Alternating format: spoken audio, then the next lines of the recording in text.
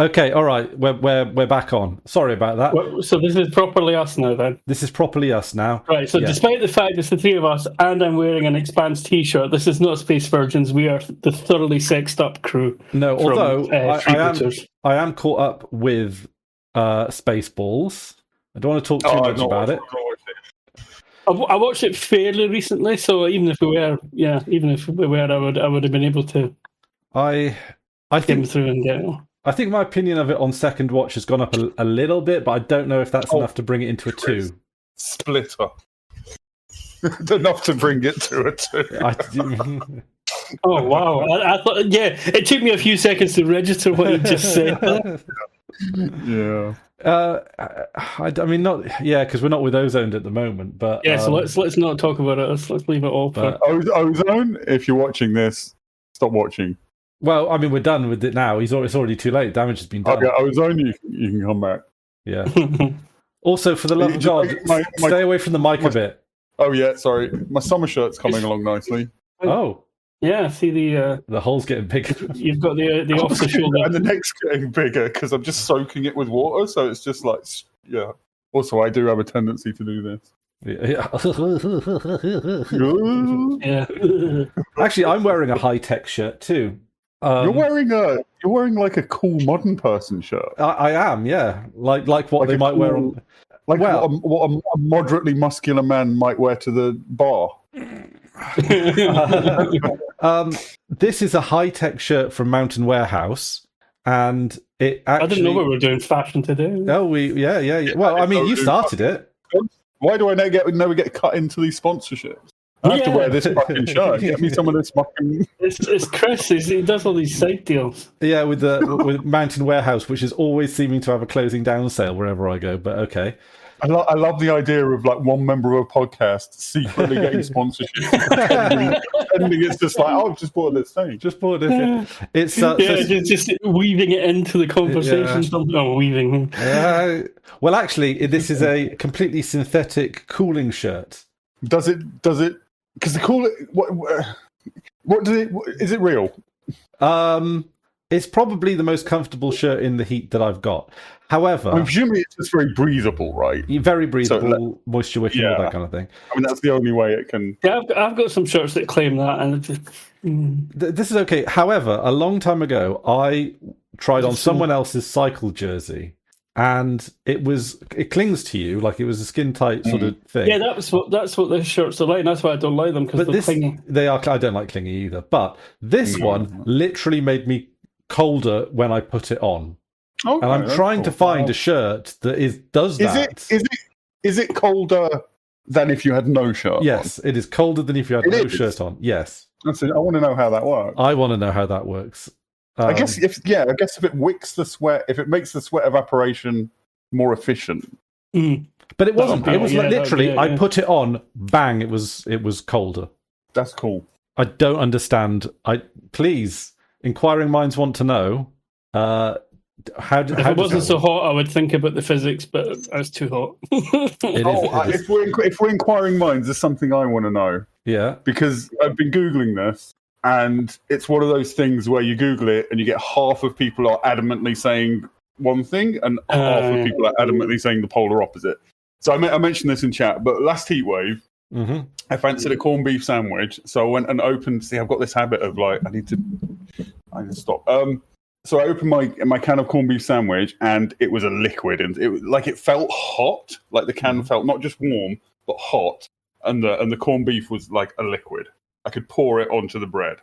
Just because it was so hot, it was melted essentially, like the fat had all melted. And it's it's a very fatty, it's a very fine thing before it solidifies. Fat, so I poured it onto the bread and smeared it out, and I was like, fuck it, I'll eat. And then I was like, is that safe? So I Googled it, and so I want to know, I don't want guesses, I don't want people speculating, I want somebody who is an expert in this, if such a person watches, to tell me, like, because the arguments I was seeing online, half of people were saying in the factory this stuff is treated, it's completely airtight sealed, and it's treated I was going to say, as long as the seal was on it and it was in date, I would... Well, it's treated to hundreds of degrees. Also, everything you get in the can is cooked. It's got It came from Brazil, so I'm sure, like, on its journey here, it's probably been in like the back of a van and a container. It's probably gone well over like 30 odd degrees. So yeah, I'm sure it's perfectly fine. And then other people saying, equally plausibly, that's true, but there are the trace amounts of bacteria that are heat resistant. That when they're warmed sufficiently, they will start to breed rapidly. And there are, some bacteria like botulism that you can't smell it. It doesn't produce a gas. It's not going to make the can, expand. It's completely undetectable to the senses, and it can kill you. So I was like, well, have you died yet? Have you died yet? Well, I didn't eat it. Like I googled it. Oh, you didn't. Like, You decided. Eat it. That sounds. We were hoping for an experiment. Yeah. This is the surprise. This is the twist ending. I'm so afraid of food poisoning. It is one of the worst illnesses I've ever had is food poisoning. I've never had. I saw my mum have it, and I was just like, I never want that ever. Yeah, I got it from, and I'm not afraid to say this on a public video. Papa John's Pizza. Filthy bastards. Did you sue them? No, because if you try to do, they try to get you right. What have you eaten for the last 3 days? We need to know everything. It's like so. But you know your own body. You know your own body. So, yeah. Yeah, but they'll say, "Oh, well, it was last." Yeah. You know it's them, but they, Suffice to say, it's one of the least popular takeaways in the town. Still, yeah, and also they have a lot of trouble keeping staff and. Also, Papa John, notoriously racist. Yeah, shit pizza places. Can't stop being racist. Yeah. One of the times he got caught being racist, right, using the N-word, was on a human resources how not to be racist course. What did he use it in quotation marks? Was it words you can't say? I don't. I mean, it's still not great, but you'll get a pass for that, I feel. Well, I don't know. I'm not the jury on that one. Using that as an excuse to just say the words, because I could see people doing just like, oh yeah, I want to get these words out of my system. Let's call a meeting. I used to work in a place where I discovered that, like, not the whole place, but certainly the section I was in was full of fucking racists.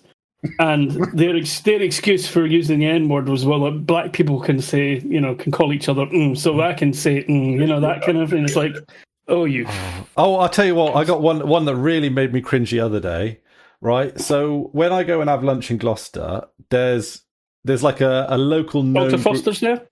No, I haven't bumped into him yet. There are a well-known group of meth heads, and one of them has, for some reason, acquired the nickname that all the other meth heads call them, which is just the N-word. He's not. This is a white gentleman, a very obviously white gentleman, but everyone just calls him the N-word like it's a nickname. Maybe he was a dog.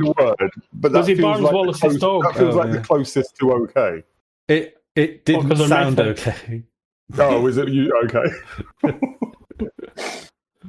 It was. Yeah, I don't like. I have questions that I'm not sure I want to know the answer to, if I'm honest. Yeah. Well, it's funny. I feel like I could be a good undercover cop, like infiltrating a group of meth heads. Well, you've got the look. You're too well spoken, and you probably have too many teeth. Am I being? No, I do not have teeth. How many have you got left? Because you're not a big fan of home dentistry, are you? No, I just let it happen. I've lost a handful or some. I don't know. They're just crumbling over time. Okay. Have you ever thought? See, the thing is, if you could get them all out, then you could get just a full set that just slip in, right? I saw an advert on YouTube for dentures when my cute browser ad blocking wasn't working, and you just mail order dentures. Like you heat them up in a pan, like a what do you call a gum shield. Oh yeah. Yeah, and then just form it. Like the teeth are hard. Obviously, you don't form the teeth, but the bit that fits to your I was like, maybe it looked more presentable on podcasts. Yeah, you'd look ridiculous. I could put my teeth in. Your aesthetic is very much I'm hiding from the CIA. You're planning something. Yeah, you're in an old Soviet bunker. You think the Cold War's still going on. I'm just not heard. You've got a few drawings from your niece when she was young, and you've got your flag, so you're still a patriot. But it does look bunkery, doesn't it? If I had money, I'd like lean into that. Make it. Oh my god, you've got mold. Is that mold? No, it's that looks far. I'm not just saying this because I don't care. It looks far worse on camera than it is in real life. I don't know whether it's damp or nicotine stain. Yeah, inquiring minds want to know that too. I mean, you're in an old house, so it could be damp. Yeah, I mean, there's ivy growing on that wall. So. Is what? On the outside side. Okay, yeah. No, not outside. Although the window, there was a back. I opened the back window when the heat started to let the air through. And the ivy had completely grown over the window. It was like some secret garden shit. It's like push the window, like. Yeah. Incest classic, Secret Garden. I haven't heard that for a while. Is that incesty? Aren't they cousins? I know it's very sexual. It's about sexual awakening, isn't it? Like teenage sexual awakening. I think I saw like the BBC version. Oh, the BBC. They take all of the sexuality. They take all that out. Yeah. Anyway, I got to ask you, Drew, because you said something that kind of blew my mind, and I think this needs to be publicly addressed. Okay. What's this about your monochrome website? Why have you got all monochrome? Why is your terminal monochrome? Oh, yeah, I did. Why do you hate when colour? You said that in chat, I wasn't quite sure what you were referring to, but I thought it might be the... Yeah, so it's part of like the back to basicsy thing. Yeah, John Major. Colours, who needs them? First of all, I've never liked syntax highlighting in text editors. So you don't have it on your text editors? Well, I do, because it's so hard to get rid of. Well, it's not that hard. It's useful. Yeah. Yeah, when you're programming, it's excellent. I find it more distracting and more like it draws my eye rather than guiding my eye. So it helps me. Like if I've dropped a quotation mark or something, it lets you know. Basically, it's the spell check of coding. I don't notice. It doesn't help me notice stuff like that. But anyway, so I've gone grayscale. So I've still got different shades of grey. So the syntax highlighting. Yeah, it's not monochrome. I was going to say people are talking about monochrome, but it's nothing. I don't see any monochrome anywhere. Well, no, it's still monochrome. So one. Okay, all right. Hang on a minute. Let's define monochrome. You've got one thing. It's monochrome. Grayscale. Well, neither is monochrome. Is grey a colour? A green screen monitor is monochrome, but the pixels can have different degrees of light. Grayscale. Yeah. Grayscale. I don't know. It is grayscale monochrome. Oh well, for example, the Atari Mono monitor. Yeah. For the special high res mode of Atari ST, that is mono. That's literally mono. It's either black or white. Yeah, well, it's kind of paper white or black. Yeah. So it's duochrome, I suppose, technically, but the monitors were only paper white or black. Black doesn't count. Yeah. Well, my old art teacher always used to say that blacks and whites were tones and not colours. He was very adamant about that. That is semantic at best. Okay. But yeah.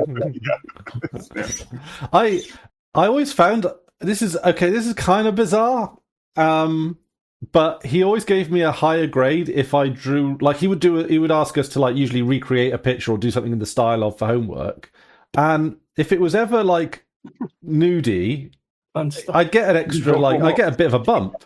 Which now I don't think it was a sexual thing, because it's like obviously like the drawing pictures of like a 13-year-old were obviously not what he was into. That's not Well, you hope. That's a very specific fetish. It's an odd one. I wouldn't. I mean, if he had that fetish, the only way you satisfy that fetish is by becoming an art teacher in like a high school. Yeah, I mean, as far as you'd work to it. Yeah, I mean, I don't think I'd have had a. I don't know. It's only a drawing. I mean, I'd be the same as a teacher, though. I'd be like, that's good. That shows artistic maturity. Yeah, yes, I think. I think it was a little bit more around, along the lines of, like it shows confidence, I guess, maybe, or something. Yeah.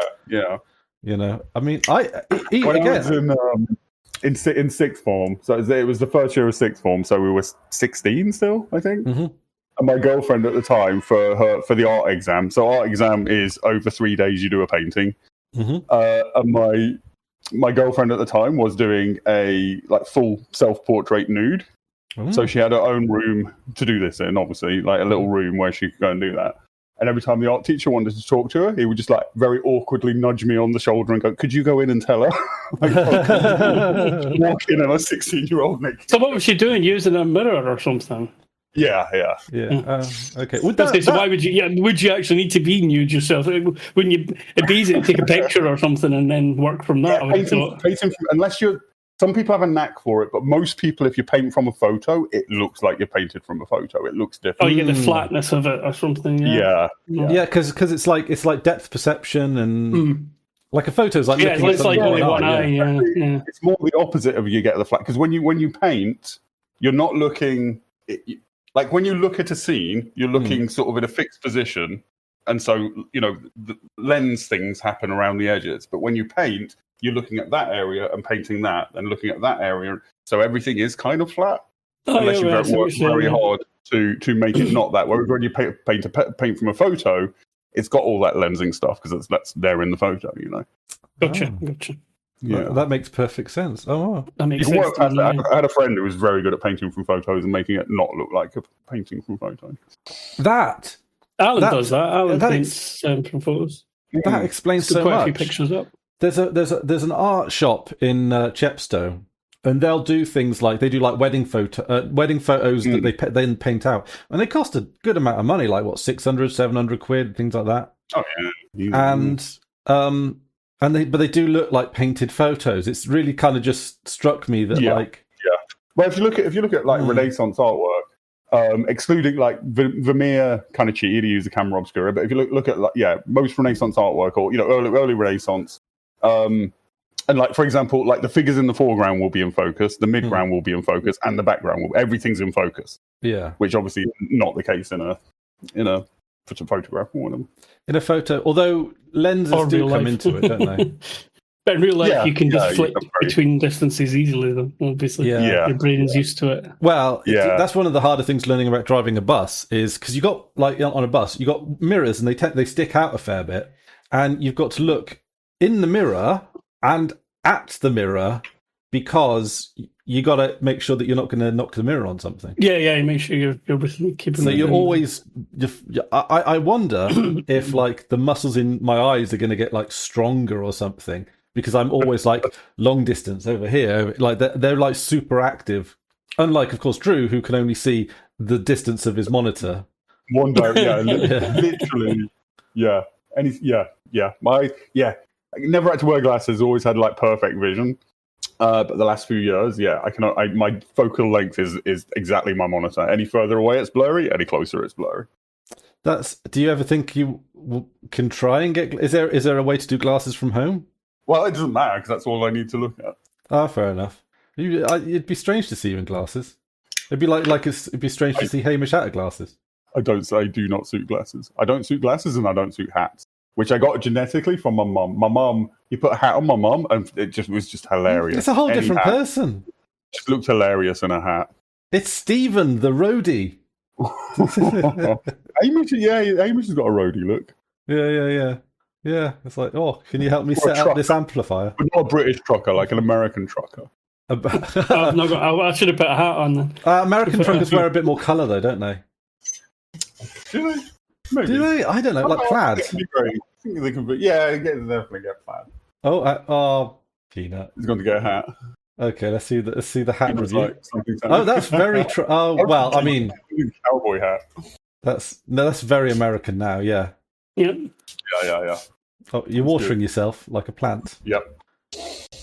Misting myself. Keep cool. Problem is I can't put my headphones on with a hat on, so I can't hear what you're saying. I'm tempted to have. We said you basically looked very American. Yeah, you did. You went full trucker in that regard. Right. Okay. But I'm thinking about getting a spray bottle just for the purposes of on the bus because like that's got to help, right? How much does it help you? Especially if you've got a fan pointing at you, but even without, like, it's just artificial sweat, isn't it? Like, so long as, I think when you hit, like, 35 degrees, depends on humidity, but, like, it stops being as effective without the fan, but... We have fans in the cab, so... Yeah, I mean, I can actually get, on those really hot days, every couple of hours, I will just soak myself with water, put the fan on full, and just sit right in front of it for, like, 10 minutes, and I get actually cold. It's nice. Oh. Okay, I might have to. That might be too hard not to try. It's because the thing is, it is killer. Like, there's no air conditioning. Horrible.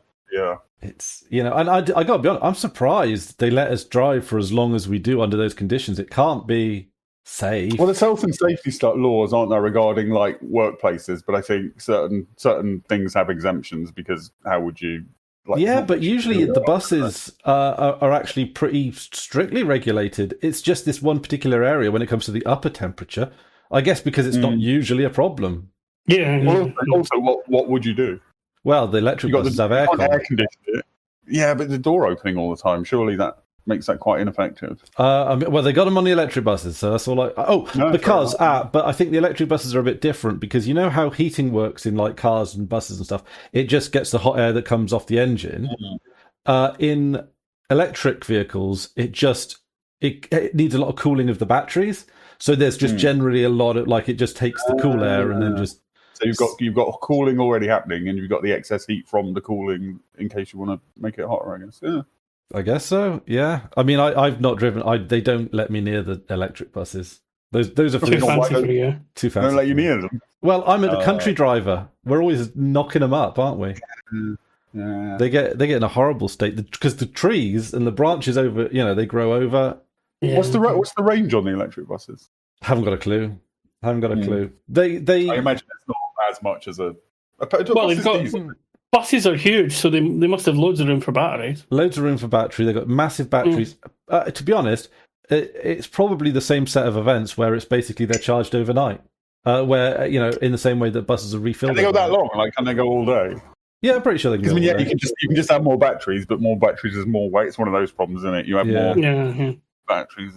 But I think they're generally okay. However, I've been hearing that the Chinese are developing sodium-based batteries, and actually lithium. So yeah, and they are also have. I think they're they're the first to have a domestic car that runs on these sodium ion batteries. That's cool. That's a lot easier to source than.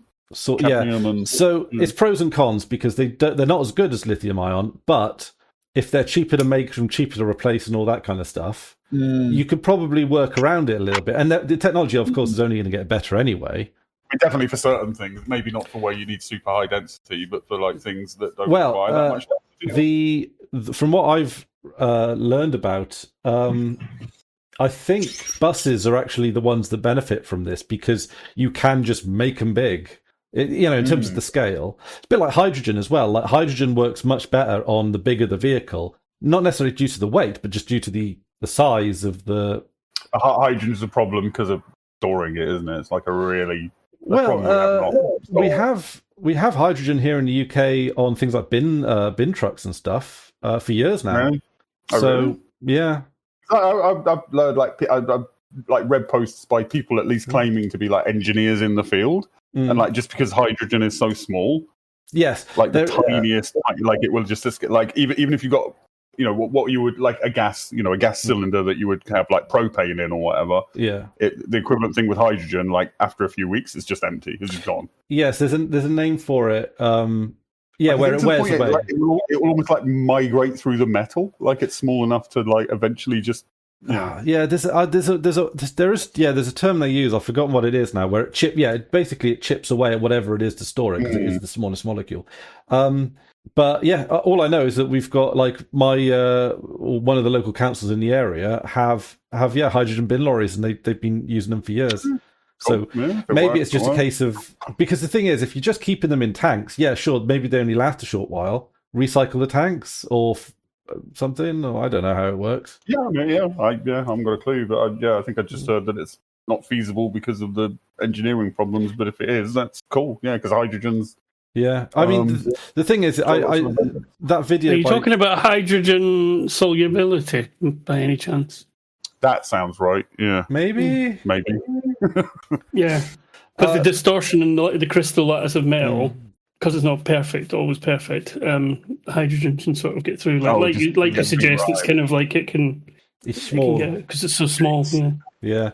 I mean, the thing is, though, the Technology Connections video about electric cars. It's like why you've been lied to about electric cars all your life is kind of fascinating.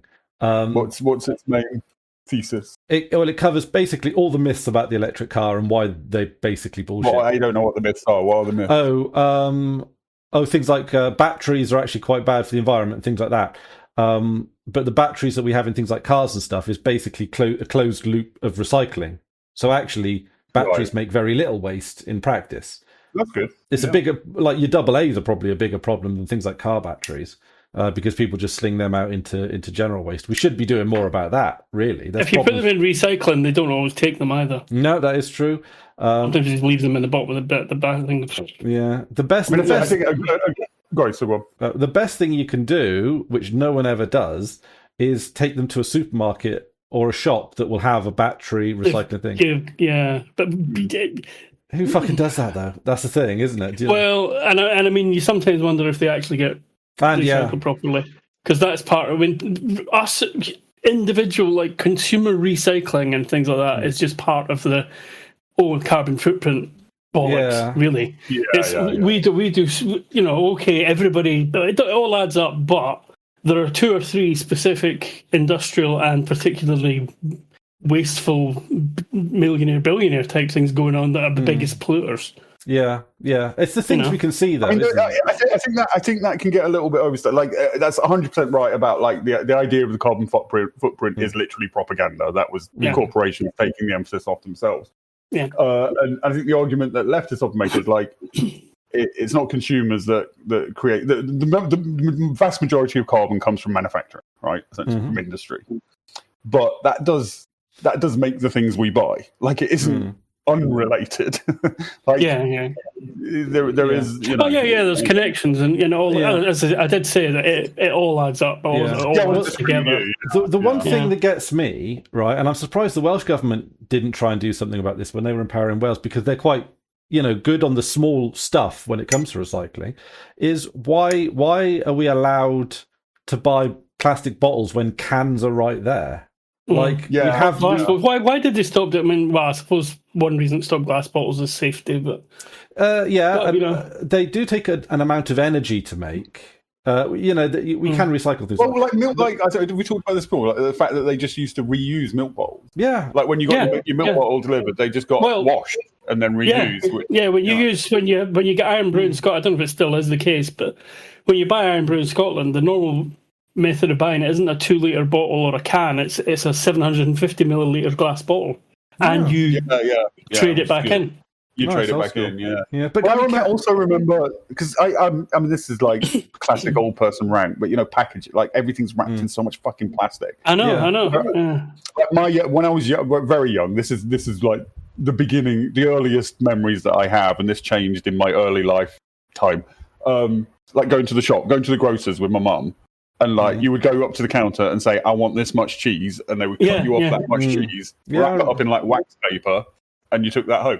So much, but that cost them staff as well, though. That was a staff bill that they could cut, and it's all about making more money, but not actually making anything else better. And I mean, we're all now used to. I mean, I suppose you're not true, but we're all now used to doing the shop workers' job self checkout. Yeah.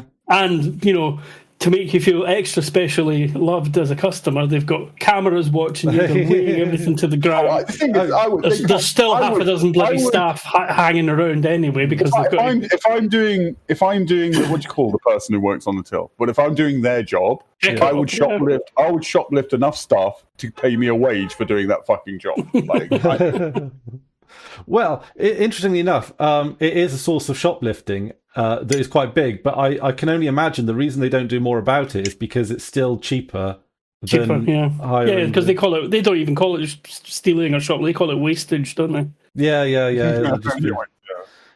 But also the cameras. Actually, this is only tangentially related, but it's something that irritates me. Like if we use free software projects, or software, we find a bug or whatever, we'll happily report it, right? Or a suggestion or like whatever, happy to engage. But when games that I've paid money for pop up a bug report thing, I'm like, are you going to pay me? You're going to pay me a fucking salary to fill this? Yeah, you're making money out of this. That's the practical. The really big ones release too early deliberately to try and save their money on QA and stuff. Gamers being fucking gamers who like pre-order things and get special editions and scams like that. They'll go, I'm helping the community. I'm helping fuck off. You're paying for it, mate. Yeah. Do you know, I would ban that. I keep meaning to actually write down my unhinged manifesto because I think I got things I want to say. I got ideas. But it basically banning all of that shit. When I've commented on Gate, like on the Steam forums or something, I've said this game's shit, but like these vague reasons, like just venting my frustration.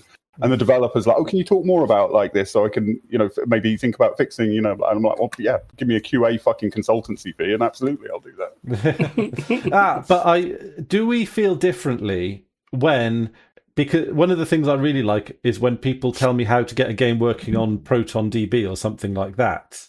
I'll share that information with others. Yeah. I was trying to get the old Hitman codename 47 working because for some reason no longer works in Proton. But someone on, I think it was Proton DB or in the Steam forums or something, you got to use this one version. You got to use this very specific version, and then it's fine. Yeah. I had one the other day. It was a slightly pornographic Japanese game. Not super pornographic. Can't remember. I'm just saying that because I can't remember the name. But okay. I may mention this before, but so I struggled for quite a while to get it working, and then I checked Proton DB, and people were saying it works with this one very specific version of Proton. I tried that; it still didn't work, and I kept trying, kept various things. Eventually, dug a little bit deeper, and somebody said it works with this one specific version of Proton, and if you've got any other Proton prefix for this game, it will not work. So you have to delete all the other. You have to delete all the other ones you've tried, have the game blank. And install this, or make a prefix for this one specific version of Proton, then it will work. And I was like, that cannot possibly be true. I can see. That's not how Proton works. And I did it, and it worked. I was like, okay, fine. No, I can see how that would work. If it relies on something that stays the same, but actually has changed it may have changed in some way that doesn't normally show up. All the Proton stuff is self-contained in the prefix, isn't it? Like it's all in its own folder. Yeah, but the small increments might still use a certain library or something.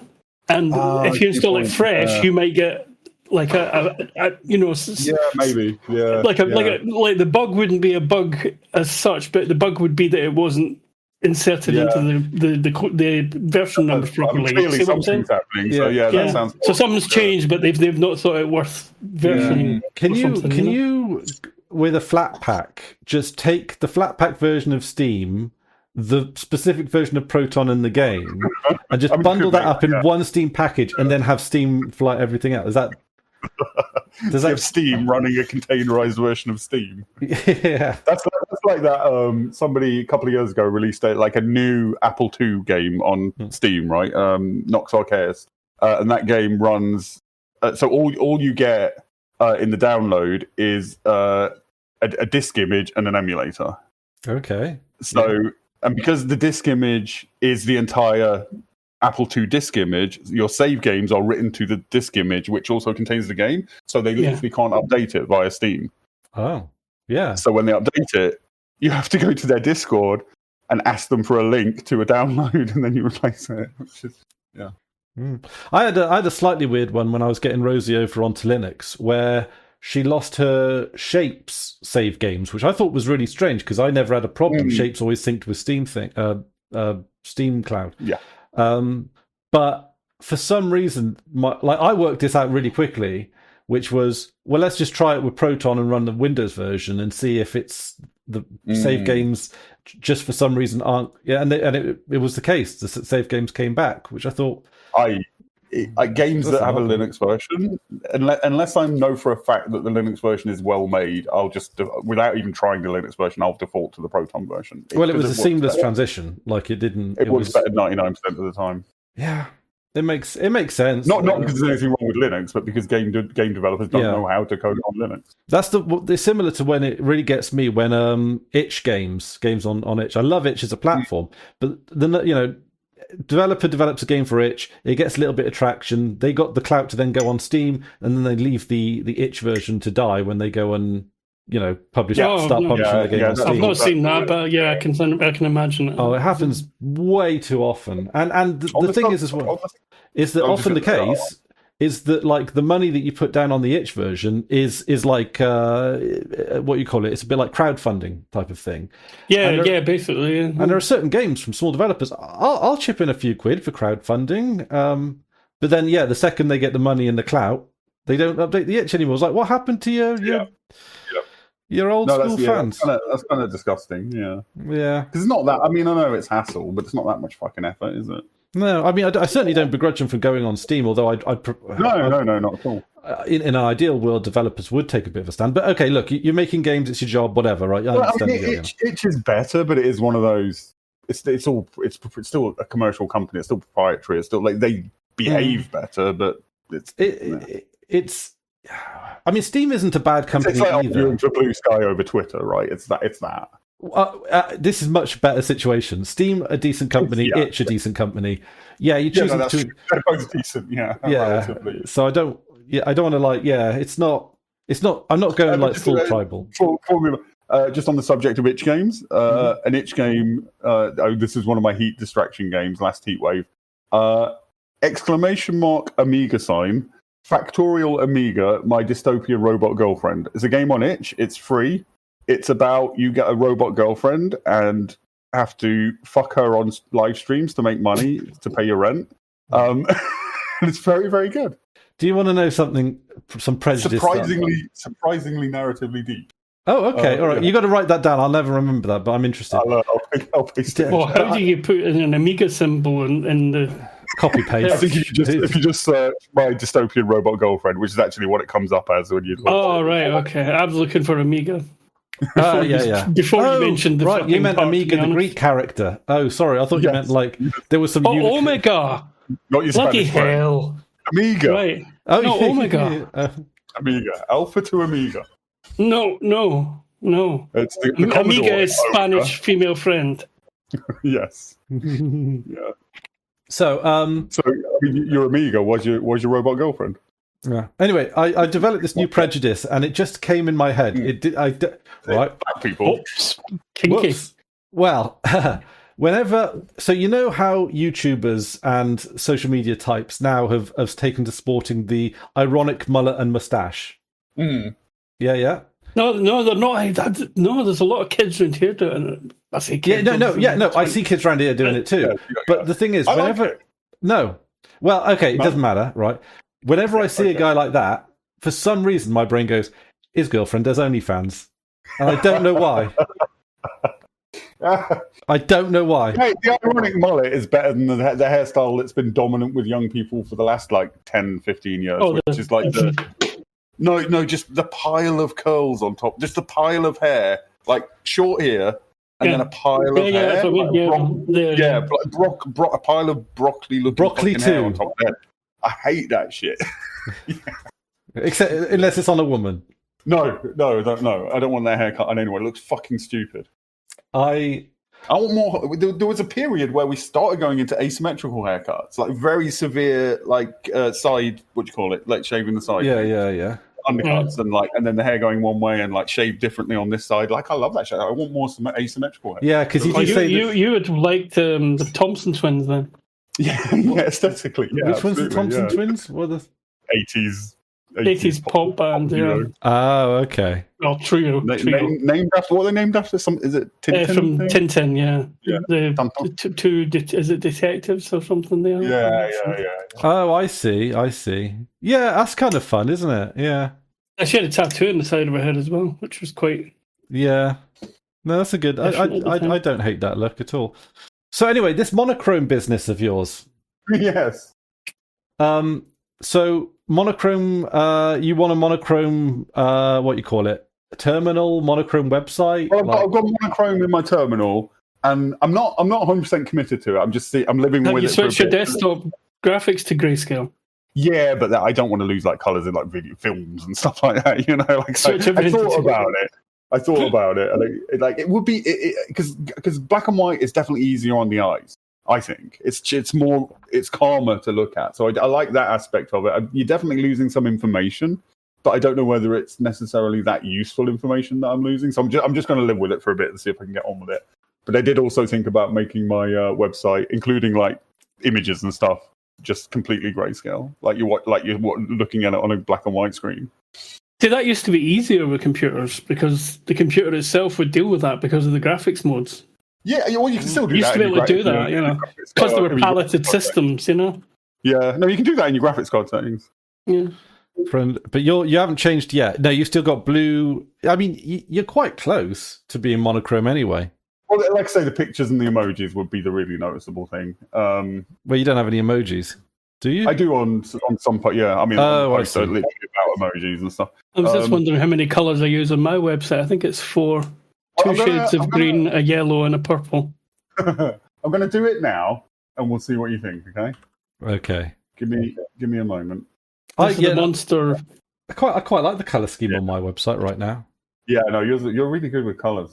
I enjoy it. It took me a while to get here. I'd gone back to the monospaced Comic Sans fonts, which for some reason tickle me in a way that I quite enjoy. I think I find it very easy to read, but also monospaced.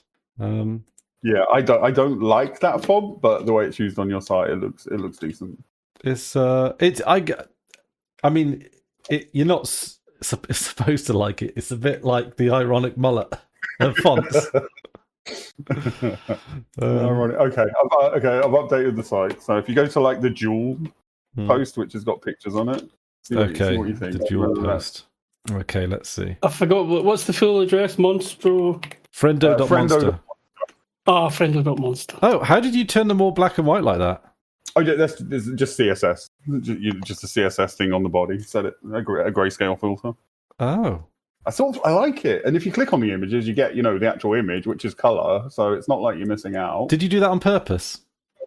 What do you mean? Made it a link, or is that just something Blop does? No, I did that. No, I did that. Oh, I see. Yeah, that's pretty cool. Yeah. I see what you're saying. You just click it and you get the color picture. Yeah. It's a pity you can't hit escape to go back. You've got to actually go back. That would be cool.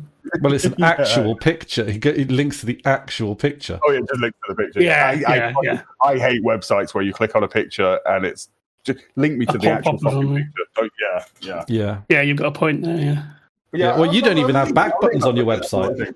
No, well, you got back on the website. Your browser's got back buttons. Yeah. But I've got a little go back home to my core page. I've always done that previously, but then you think I've got so many ways of going back in a web browser. Do I really need the website to provide one? It's another one of those. Yeah, I used to do it back in the 90s, but it's not something I would. I've just got. It's got the sidebar with a little, which I know you score. It's what I'm looking for. No, I think sidebars are useful thing, for sure. I like sidebars too. However, you're gonna. Phones. Like you either have to CSS it in so that it works on a single column layout, which is just on a phone. You just get rid of it. That's the easiest. Just get rid of the sidebar on the phone, or just don't give a shit because it's people using phones. Or just don't give a shit. Yeah, fuck phones. Yeah. People use phones they're out and about, and it's like, oh, I want to listen to the Freebooters podcast. I made that on phones. Work on phones. It's fine. I use Tmux on phone, don't get me wrong, I'd love a world without phones, but also they are a reality of people use them, but I don't, so I don't give a fuck. So it's taking me forever to type in my web address. The polarbear.co.uk. Oh, actually, Hamish's does go into single column layout when you on a phone. That's what I was trying to find out. We were looking at somebody in chat, I think Wing. Oh, yeah. I remember now. What was that site called? The something.org that had a columnar layout? It was worm.blossom.org. Worm.blossom.org. And then you said, I've always wanted to do a column layout on my website. Yeah. I think a column layout looks nice, but I don't think it works well. I think it looks aesthetically, it looks really cool because you're using the full space and these, the things relate to each other in interesting ways. But if you're just trying to read, I think it's more awkward than standard. Okay, I'll put a little picture of it up for folks watching the video. So my thoughts immediately are, well, the short columns are easier to read. Yeah, it's like a newspaper or a magazine. Yeah. But a newspaper, out of necessity, really wanted to fill the entire space. With a browser, you don't have to. We're not space limited, so why not just have a column that just keeps going down? I know it looks cool. I know it looks nice. Like it does look nice, and I've toyed with the idea. But I think just if your primary thing is just caring about quality of just reading it, I do think just a single column going down works best. Back to basics. This isn't me arguing for one or the other because like I say, it does look better, and if that's your priority, then absolutely. Okay. I mean, yeah, you say we're not space limited. One long column all the way down is, I guess, the most pragmatic approach. But also, screens are quite wide, phones are quite long, so you got to match the two. You got to marry the two worlds. Yeah, that's always been a problem with text on websites. Yeah, we've always, the earliest websites were just shunted on the left, and then we started putting it in the middle. Like we've always had this thing, a column, and yeah, you can put columns side by side, but do you break per screen? Yeah, where do you break? Or and I do think that's more awkward than just continuously scrolling down in terms of reading it. That's why phone screens are shit. And more distracting as well. Your eye has to do work to know not to go over here, to go, to carry on down here, despite there being text over here. And it's more. I'm not trying to say this is a big deal or anything, but I think there's. I think. I love the idea of filling the whole width of the screen, even though it makes text quite difficult to read when it's so long across the screen. Yeah. I've thought about just letting it fill the whole screen, and then just people can just size their browser for their comfort. But again, not everyone uses tiling. Well, I mean, you can do it without floating. Yeah, but then that's work. You're making them do work. Yeah, which is how I feel when I encounter a site like that. It's like, for fuck's sake, I've got to, I mean, I can quite comfortably read the whole width of a screen. I get that it's easier. Really? Yeah, it's fine. Oh, I really struggle. Doesn't it depend on the size of the screen I've got? Yeah. Well, that's the thing. I've got a 42-inch monitor, so. And actually, the reason why, like monitors like Hamish, are kind of the reason why I do a center column down the middle as well. Because Drew, of course, you go down the left-hand side, but if you do that on Hamish's screen, you're looking all the way over there. You're like, Well, if I look at my website, because of the sidebar, it's a wee bit further over. On mine, but a wee bit. Yeah, the reason I know how I can show you. Hang on, I just realised I can show you literally. Oh, there we go. Look, I mean, you don't even have a maximised window anyway. That's quite a big. Is that 4K? Hopefully you can see it all. Is it ultra wide or just ultra big? It's 16:9 still. So yeah. Oh, okay. Because some people have like the two. What is it like? Like 1440 or whatever. That's it. Yeah, like the really long ones. I did. I've got an ultra wide one that I was using before this, but I was using a 16:9 as well, and it was annoying me. So I just wanted one big honking great one to try. You can actually plug in multiple sources into it and make it like a. I was going to say the reason I went down the left instead of in the middle is because it looks better when you do a half window on a tiling window manager, but yours actually goes very nicely when you're half window it, Chris. So well, most websites do. I actually quite like about half of all websites on the internet look better in a half window, and then the other half don't. Yeah. Which is kind of a bit of a pain. It is. I think it's a design problem that I think if somebody solves it. I should have. I should have showed you some different websites, shouldn't I? Our monitors are not designed for, but in terms of their form factor, lean towards games and movies, TV shows, rather than towards websites of text. And nobody's really solved the problem of using the full space of a web browser window with text. I don't think. The solution is the vertical monitor that some people have. They'll have a second vertical monitor. Yeah, but then you want to watch. Like, I would want my monitor to detect what I'm looking at and automatically that would be cool. You want a tablet? I want a tablet that automatically changes orientation for me. You want a tablet with a Bluetooth keyboard? There we go. Problem solved. I do not want that. I dread the day coming when the fucking Android lockdown comes. I mean, it's in progress, isn't it? Yeah, it was always going to go that way. I fucking hate Android. Like, we were a little bit talking in chat about like handhelds the other day. I can't remember the context, but I was saying like people should get rid of phones, and I linked the Scion 5, which was a beautiful design of a clamshell that slid open with a proper fucking keyboard, like a really useful keyboard and a screen.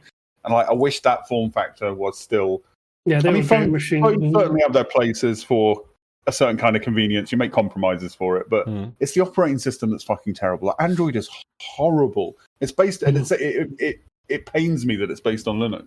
Yeah, well, yeah, it's based on Linux, but then the top end of the front end of it is all based on advertising and tracking. The whole system is designed to track and advertise. Even that aside, though, it's just a shit. It's a shit UI. The actual clunky. Well, and they change it every 5 minutes as well. Yeah, but without ever making it better. When I was looking at little gaming handhelds, I avoided the ones that ran Android because they're just like people using them saying they're a fucking faff compared to the bespoke ones built on Linux. They're fucking great. Like the one I've got is great. But the ones built on Android are horrible. Yeah, because it's just a simplified Linux system. Also, but also the whole like essence of that is cutting corners, right? Oh, what can we do to like flog something? I'll just get something with a form factor and just slap Android on it. Like but something. Like Palm OS back in the day. I had a Palm 3C, which was kind of. It was great. That was super simple.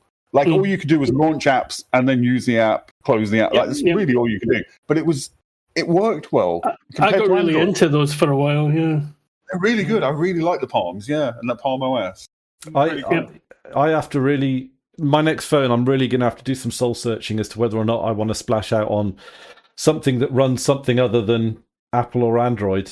The problem is they make it hard for you to use the actual phone functions with anything other than that's deliberate. If you actually want to use it and you actually want to engage with people, your banking in particular, banking. People who use things like WhatsApp, if you've got friends, family, whatever.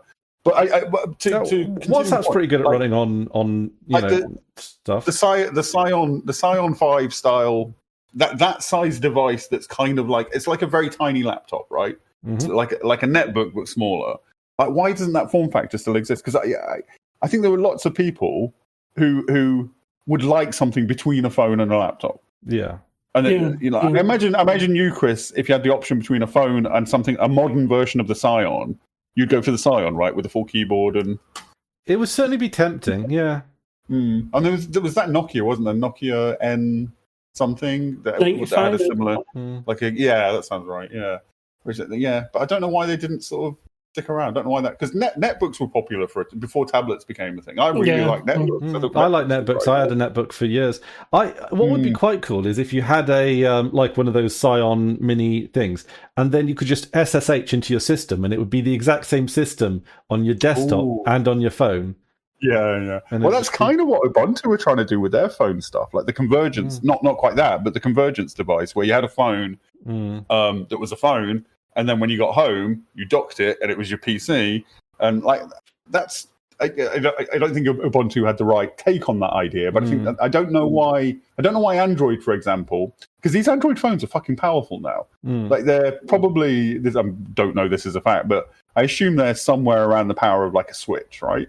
So why not make it so you get home, you dock it next to your TV. And it's your media center, it's a console. Like, why haven't they gone that way? Because they can sell you a separate device.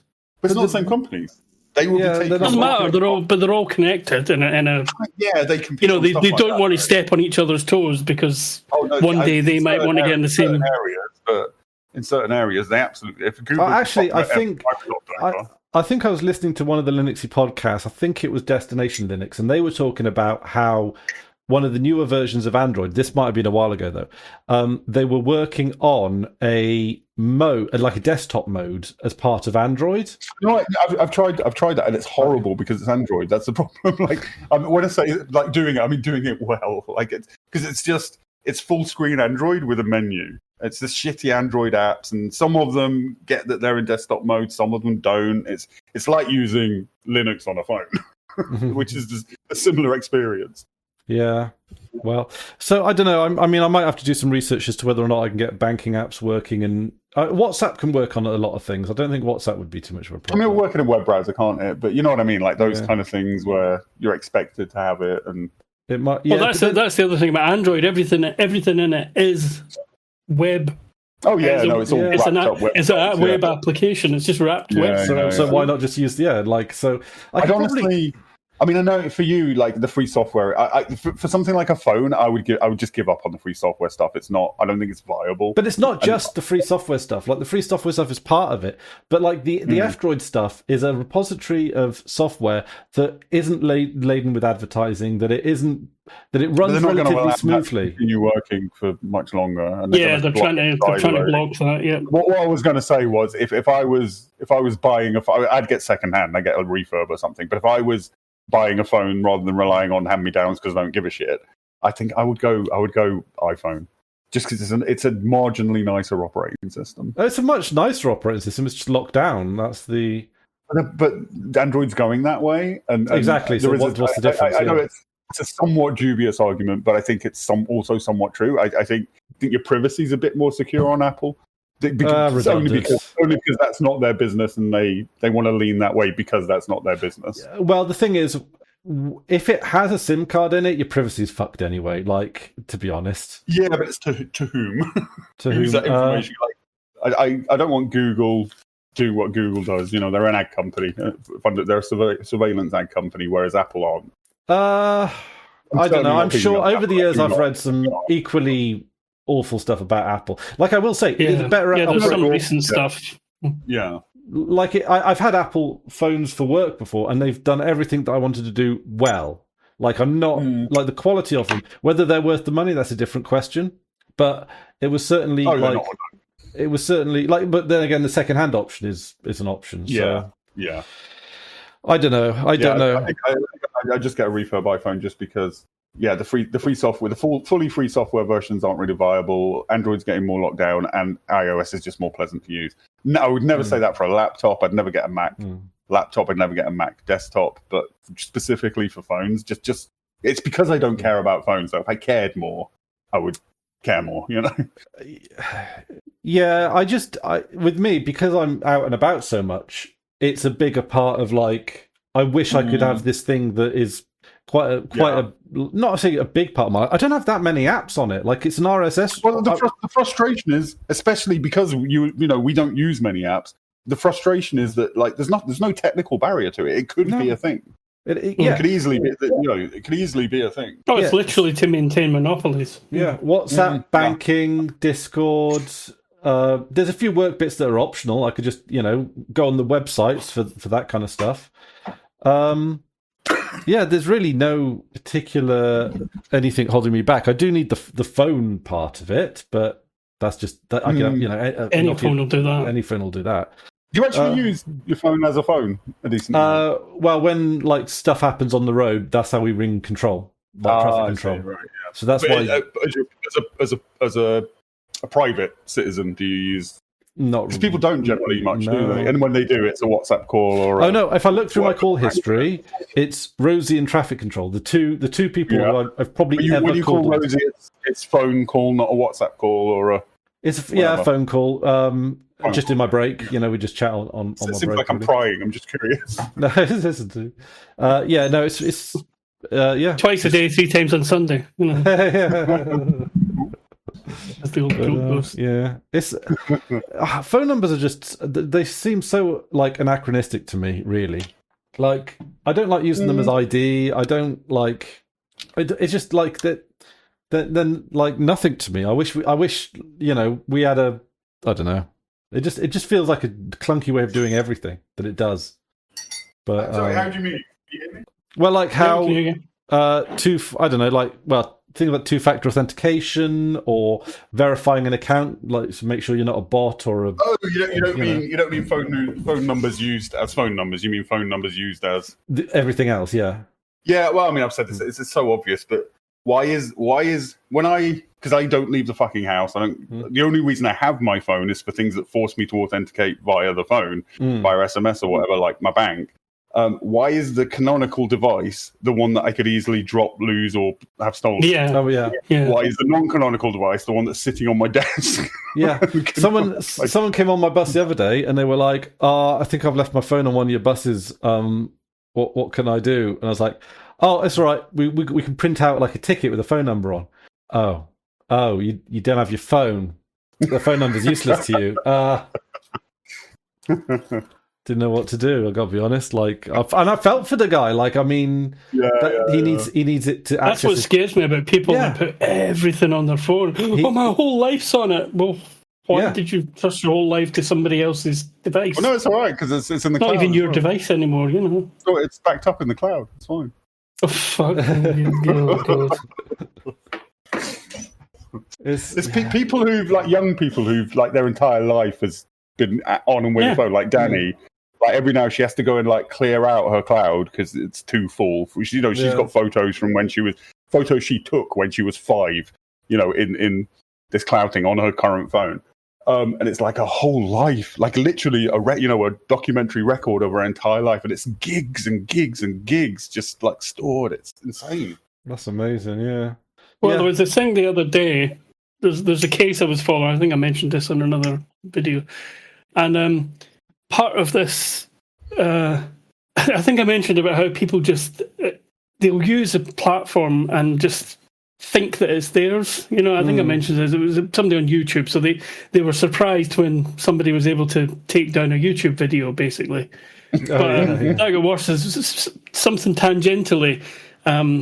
A cop was able to get a subpoena to Google with the condition that they don't tell the person whose Google account it is for 90 days, and they were allowed everything from Google. And Google, Google are not a company. Well, they're sort of compliant with fascism anyway, so they're not going to be rocking the boat in that respect for one individual. And basically, they got all these all these physical tracking data, where he'd been, his GPS and everything, every email he'd done that was still available on the from up to that date, got all that stuff. And then people go, my God, this is terrible, and then they start going on about, but then some people in comments were, oh, Google are evil for doing that. It's like, well, no, they were kind of forced to. But what Google are evil for is storing all that constantly, and it's also, if you're going to be doing something like journalism and you use public services like Microsoft OneDrive and Google Drive and YouTube and Gmail and a bit. What makes you think you've got absolutely any privacy if you use those things? I mean, the investigative journalists when they were just selling this data, they would often say like it's anonymized, it's fine, but like it's trivially easy when you've got enough of the data to reconstruct, who's what, who's meeting who's communicating with. It's absolutely dystopian, all of this, people that are stuff. surprised, especially Americans seem surprised. Oh, but the Constitution says that. You really think? But we've got the Constitution that protects us. That's it. Yeah. Well, I mean, there was the bit about unreasonable search and seizure. Like that one went out the window pretty fucking sharp. I mean, they abide by the letter of it, but it's no, they don't. Pfizer court, they just get warrant because no search and seizure without a warrant, so they just issue a judge, a friendly judge. But okay, I'm sure we've had this conversation before, right? Second Amendment, right? Classic debating topic. But like, is preventing an American citizen from owning a nuclear arsenal? No, sorry, I was bare arms. I'm adamant that the Second Amendment gives it doesn't put any limits on what arms. Yeah, so what he's saying, There's the one argument that it is pertaining to being a member of a militia, which is arguable, depending on the placement of a comma that's in different places on different drafts of the document. But I think an honest reading of that amendment means that American citizen can own a nuclear missile, an aircraft carrier, an Apache helicopter. Absolutely, that's what that amendment. Bioweapons. What about disease? Yeah, right. Yeah. No, absolutely. Anthrax, like whatever you want. Yeah. That feels to me like there's no like it has to be stored safely. That any limits you put on that are an infringement of that right. Yeah. It said not infringed at all. Yes. It's an amendment. So this is the other thing is, well, the Second Amendment means I can. Yeah, amendment. It's not. It's pliable. Not anymore. Yeah. When was the last? I mean, the last amendment was more recent than you think, but it was a very trivial one. Like the last significant amendment was very. They don't. It should be. If you're going to have a constitution, got to be a living document. Oh, Yes. yeah, obviously. But But it's then, stupid ideas, though. but then that ceases to kind of be a constitution, right? Well, the fundamental problem with the Constitution, this is why I'm 27 just amendments. I'm just against constitutions, is that if you have a constitution, then there is inherently a body that arbitrates what is constitutional according to the Constitution, and that body will inevitably become the subject of political capture, Yes. which has happened in America. Are we going to end It's always up been- being anarchists at one point? Is that just always no, never. Anarchists are just Marxists who haven't read enough. Oh, I thought they all run a lot. Where Once. it's the same as fucking Lord of the Rings. Same. Where are your finished goods coming from? Your finished goods, finished or finish? Finland. Finland, yeah. What's a Finnish company or good? Where's your Nokia phones coming from? There we go. Yeah, I mean, I don't know. I mean, China. That's where your finished goods come from. Yeah. What were we talking about? Something else. What were we talking about? well, monochrome stuff, wasn't it? Constitution. Yeah, monochrome. That not was the far subject. back. Oh yeah, Constitution. Yeah. Yeah. you Although were actually, going to say well, this is a good segue actually, because Hamish was talking about not owning your own gear and stuff, or not owning your own platform. I've been, as a little bit of an exercise, getting up a Luante server, formerly Mindtest, and I actually found it to be really quite easy. I just did sudo apt install Luante.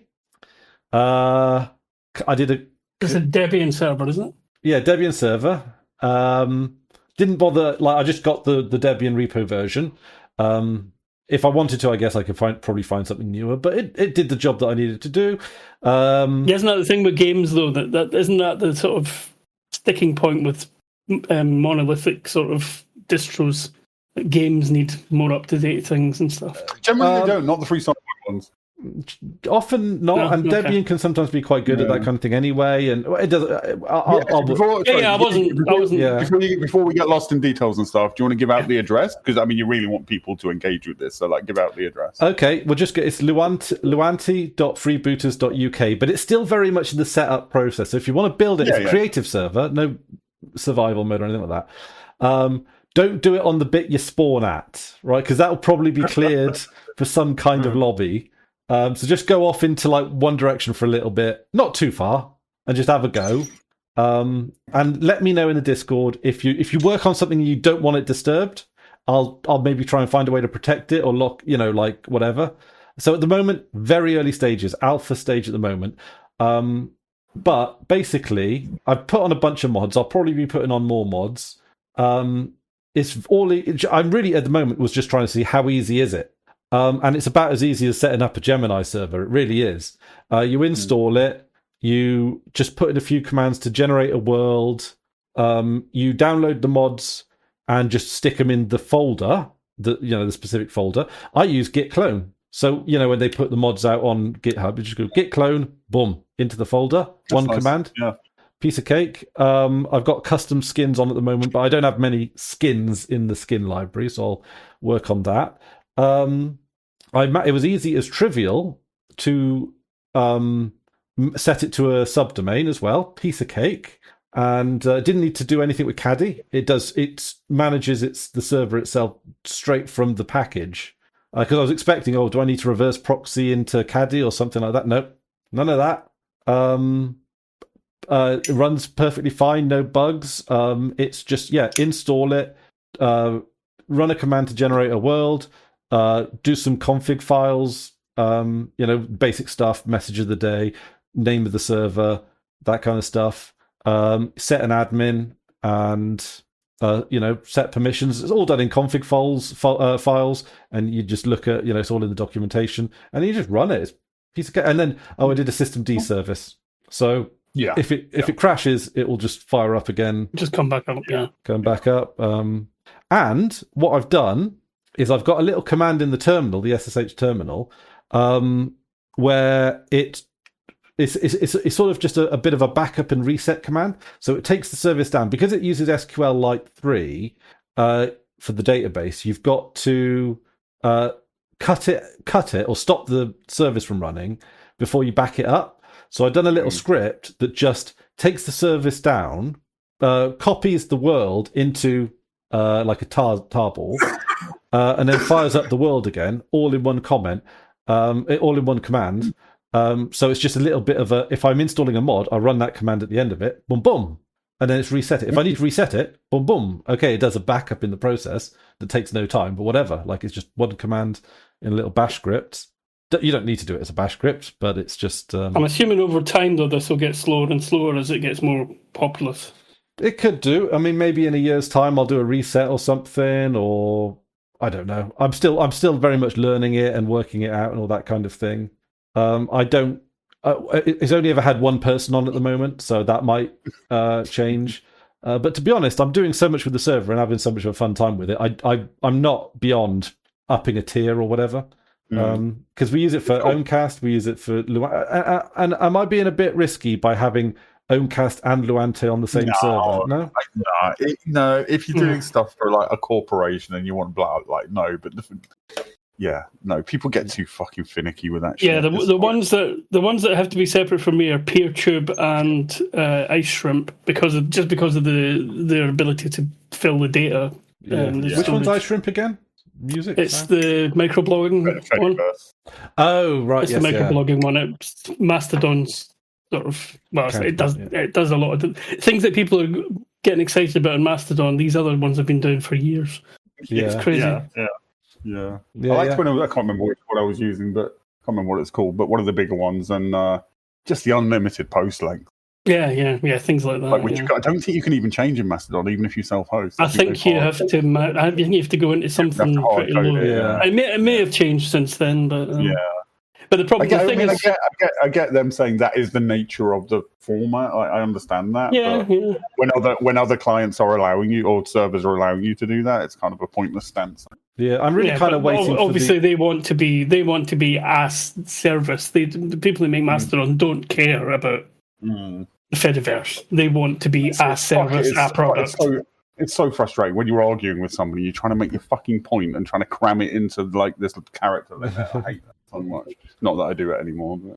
I mean, I do like the Fedi, but it does feel to me like it's more complicated than it needs to be. I keep dreaming about the idea of having a RSS-based social network where it's super, super bare bones. You just have feed of microblogs that is just RSS. And I've toyed with the idea of a transient. Okay, so I've not fleshed this out whatsoever, but the idea is like friends. We would all sign up to it, and we would like run a little thing on our computers, and we can do a thing, and it just notifies, and then it's gone. I like that, like completely transient sort of like messaging to a small community. I like that idea. Or it could pop up even, maybe not a pop-up, but like it pops up in your terminal or something. Because there is a message. It used to be able to, within a, when computers multi-user, you could message, it's something like that would be cool. And if you miss it, you miss it. I like that. Interesting. Idea.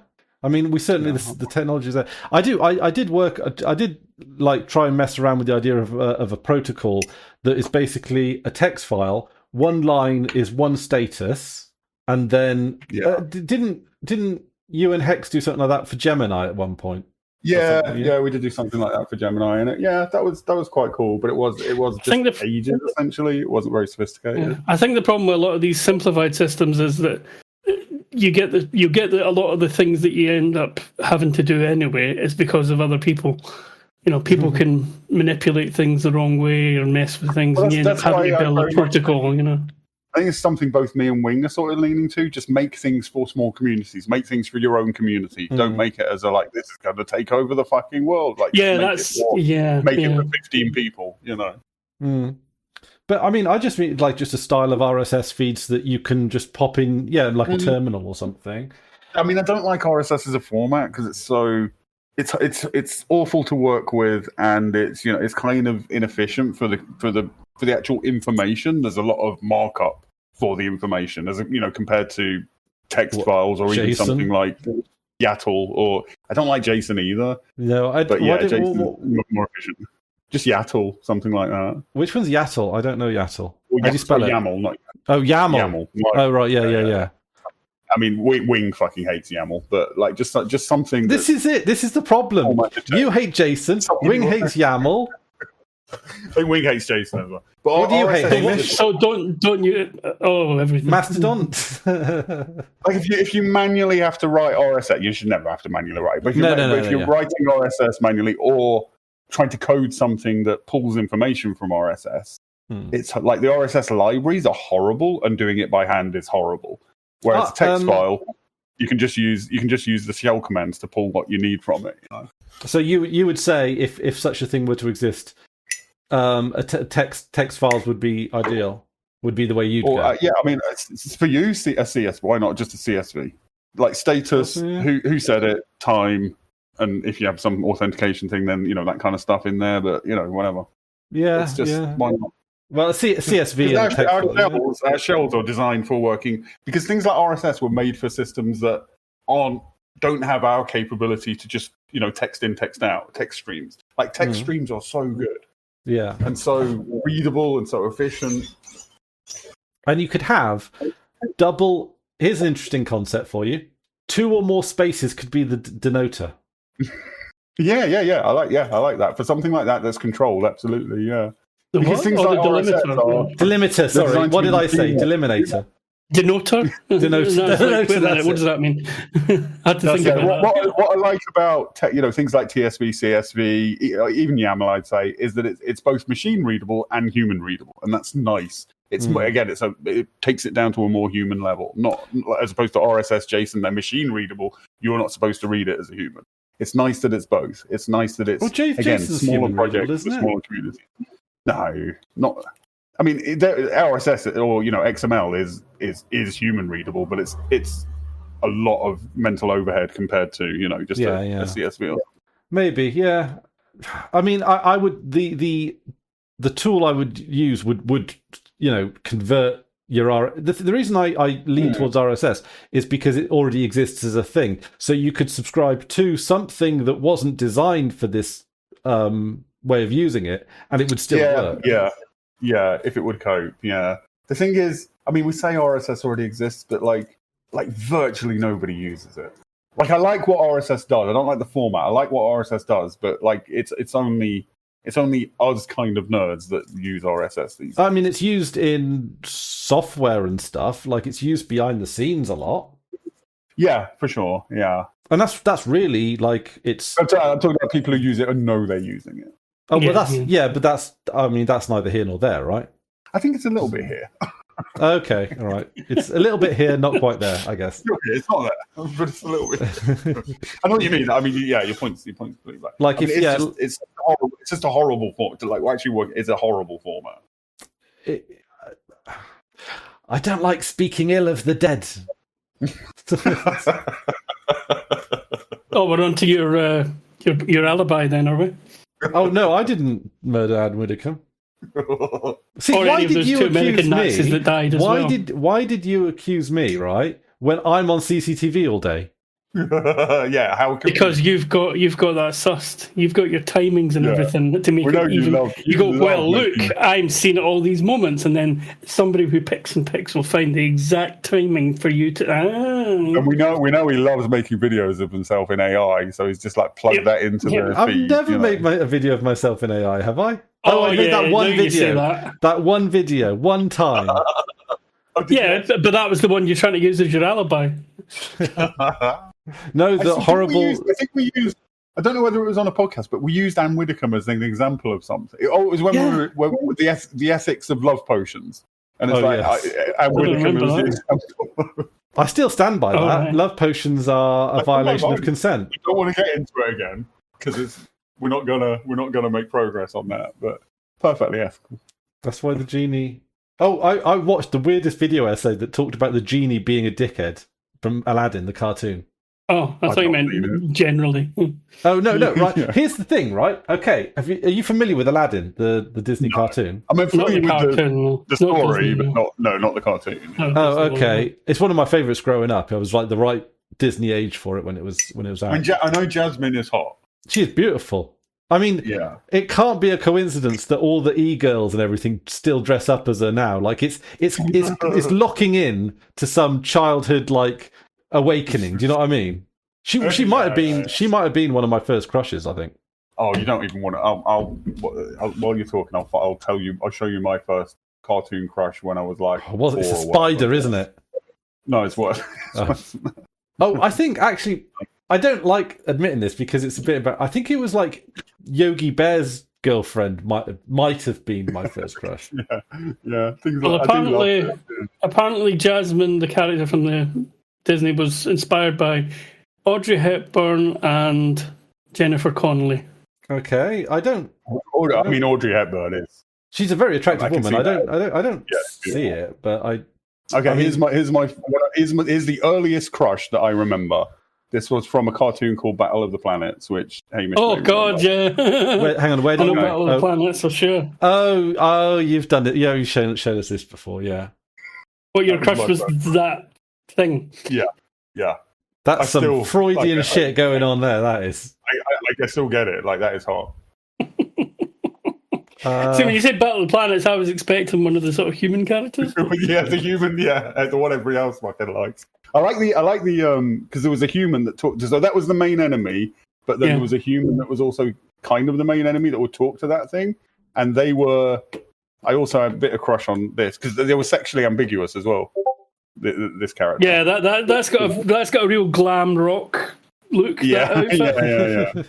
Yeah, but it was completely sexually ambiguous, and I think I enjoyed that as a child. And At first, I thought you said Battle Beyond the Stars, but then I realised you said Battle of the Planets, the cartoon. Yeah. Did you watch Battle of the Planets as a kid, Hamish? It was one of those ones that came across my radar a bit, so I didn't religiously watch it. It was originally a Japanese one, but they didn't like translate it. They just made their own, like they did with the Magic Roundabout. They just made their own stuff up. Yeah.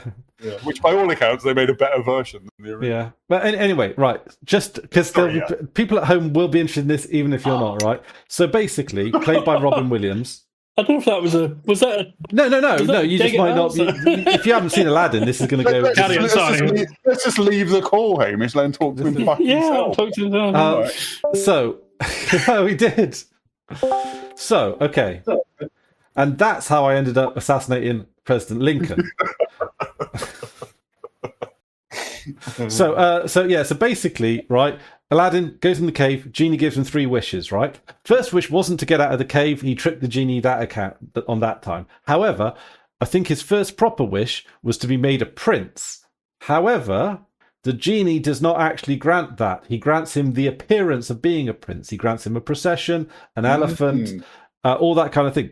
So he completely welches out on that wish. However, at the end of the film... Well, no, he's not necessarily Welsh. I mean, that is a thesis on the ontology of being a prince. Like, is being a prince more than just... Well, yeah, you need a land. Being a prince is just... You need lands. It's just... It's a position...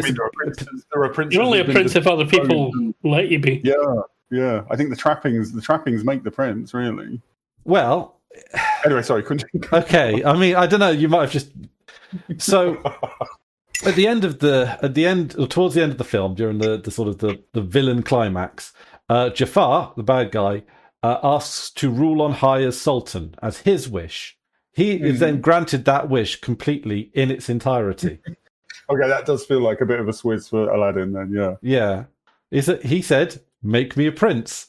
But he was not a prince. And throughout the film, he talks about how he's not really a prince, despite the fact that he's got a genie's wish made him a prince. So he's not actually a prince. It is canonically true that he is not a real prince, despite wishing to be a prince. So the genie fucking screwed him out of that. He still owed one wish. Did he? I know this is very trite, but did he try the Infinity Wishes wish? That was ruled out at the beginning. Because you would, right? Like I know it's facile to say it, but like in the situation where a genie is offering you wishes, you're gonna try, right? That's the first, but they lock that in from the beginning. They're like, no. Yeah. The three rules are: can't kill anyone, can't bring anyone back from the dead. Oh no, hang on a minute. Oh yeah, there's 4, right? For some reason, no one can count in this film, right? Can't kill anyone, can't bring anyone back from the dead, can't make anyone fall in love with you, can't wish for more wishes. Apparently, that's 3. Don't entirely know why. Maybe they combined the dead, not dead. They can't kill anyone. Like, how butterfly effect are we getting with that? Yeah, that's the thing. How would the genie know? If you're changing something substantial, something will change such that at some point in the future. Oh no, the butterfly it doesn't matter. You're just not allowed to ask the genie to go out and kill someone immediately. Okay. Yeah, it's a legal thing. Have you guys watched the TED TV show yet? The what? Yes, of course. TV show TED. Yeah. Love it. They do Aladdin. Yeah. So they have the Aladdin episode. Yeah, they do the Aladdin episode. They get a carpet. They use the car as a magic carpet. Yeah. It has a date. It's episode 6, I think. Do you know actually? And Tim Russ Tuvok as the doctor in the ER. It's amazing. It's one of the best. Is it Tuvok? Is it Tuvok? I'm just so gutted that they're not doing a season 3. I've not seen season 2 yet. Is it out? Oh my god! Yeah, season 2's out. It's ready. It's been out for ages. Is it? Have I not told you? Have we? Yeah, and it's great. It's 10 out of 10. Every bit as good as the first. Really? Oh wow! It's good. Yeah, love it. It had one joke in it. I've never heard Rosie laugh so much in her life. Like it killed her. Like it was just like every now and then she'll just look it up on her phone. just it's the show that I do that for is Arrested Development. There's jokes in Arrested Development where I just go and look up that joke and it's like 5 seconds and I'm like, that's amazing. Yeah. I didn't know there was. Oh, how did I not know series 2 was Oh wow, we know what you're doing for the rest of the day. Yeah, I'm trying to see if there's a full torrent. Yeah, that'll be about there. Yeah. I can see episodes, but not. Oh, the one thing that I keep going back and looking to, and I might make it my ringtone. What's the one Rosie loved, first of all? Oh, the joke. Yeah. I don't know if I want to spoil it for Hamish at this point. Okay. Right. I'll risk it. Okay. All right. So basically, okay, I don't know, like a delivery. Right. So they're playing Dungeons and Dragons. They're sitting around, and the DM says, "Okay, so you know, one of you, you're the thief," and then Ted goes, "Oh, like Dildo Baggins," and then the DM goes, "Oh no, Bilbo," and then Ted goes, "His name was Dildo Bilbo." The delivery. There's no delivery of that joke that makes it funny. It's fucking amazing. The thing that I keep going back and looking at now is that someone put lyrics to the Grandstand theme tune. And the old was it with Des Lynam or something? Des Lynam, yeah. Oh god, yeah, like they proper got a sports nerd for that show, didn't they? The Grandstand theme tune was, for me, is like it triggers sadness because it meant that my dad, because there was one TV in the house back then. Yeah. My dad was going to be watching this boring fucking numbers show for the next 5 fucking hours. The Grandstand theme, but with words. To me, it was weirdly energetic for the show that it was. Like, it's so wrong. It's so wrong for. There's another.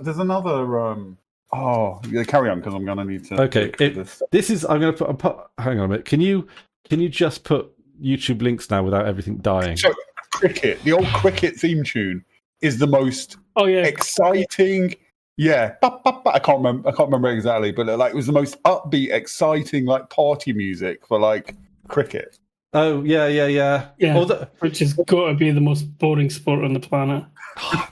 No, baseball is cricket, but more boring. They decided to make it more football, boring. I say this as somebody who's quite got into the World Cup this year, but like football is the most boring sport. It's awful. I'd rather watch cricket than football. Can't believe England won again. Wow. I know, it's so funny. I know it was. Did you see the thing I put in chat? Because I think we all. I mean, you're English. You're both not English, aren't you? But exactly. Yeah. Not even once. So I guess in the 2000s, I got into this like anyone but England, like fuck England, colonialism, arrogance. This idea that we're still an empire. I just find it hard to support England. I just like to see them beaten, and that stuck with me. I still feel that, but an argument that like that is another thing that sort of because it is a position that leftists often adopt. But it alienates people that we really shouldn't be alienating, and it seeds the ground of patriotism and that kind of thing, celebrating your nation to the right. I think there's validity to that. I don't think it's a particularly healthy thing to do, but I am stuck in that. I can't. I was thinking about this conversation that you had on the buses a lot. Actually, this was going to be one of the things I was going to bring up today, because I think the thing is, okay. So I think there's a lot going on with this idea. Can I say, right? this is very brief, just to qualify my thing slightly.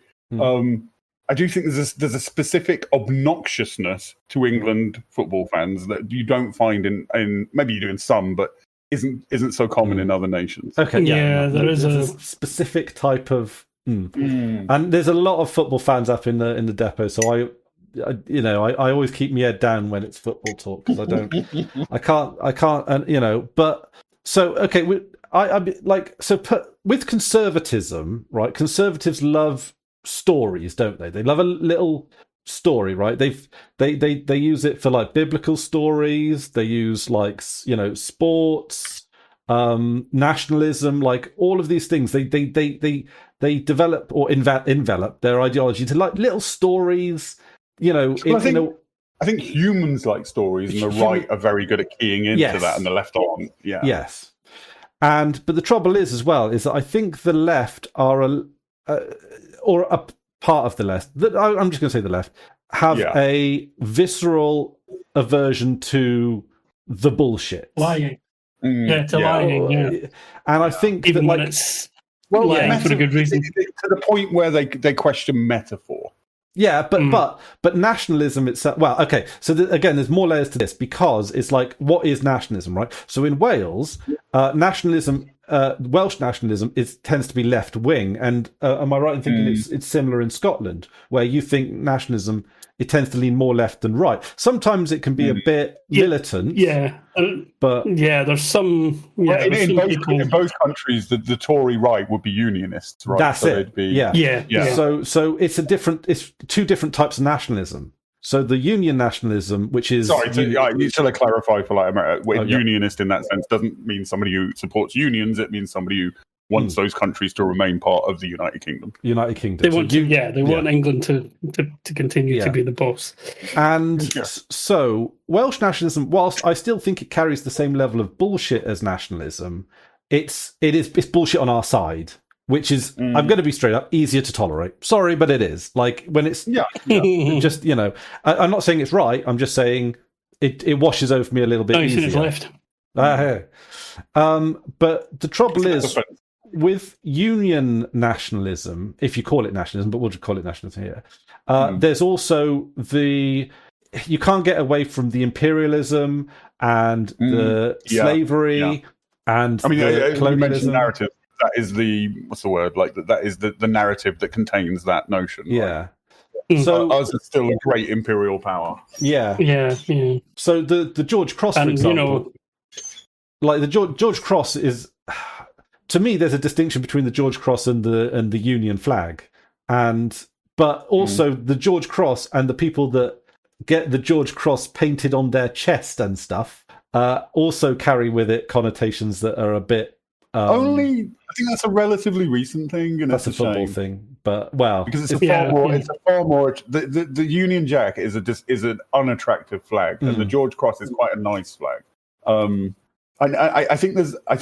I think there's a problem in using the Union Jack in that it represents Britishness, which Britishness is like a meta identity. It's not I know some people will claim it as their identity. I don't think you can feel British because I don't think it means anything. Okay, well this is where the Welsh thing comes into me, because a lot of people tea. Well, that's you think English more. I know it's not. Yeah, but English. Also, there's many Welsh people that wouldn't consider me Welsh. I live too close to England. I have a predominantly English accent, so I don't like.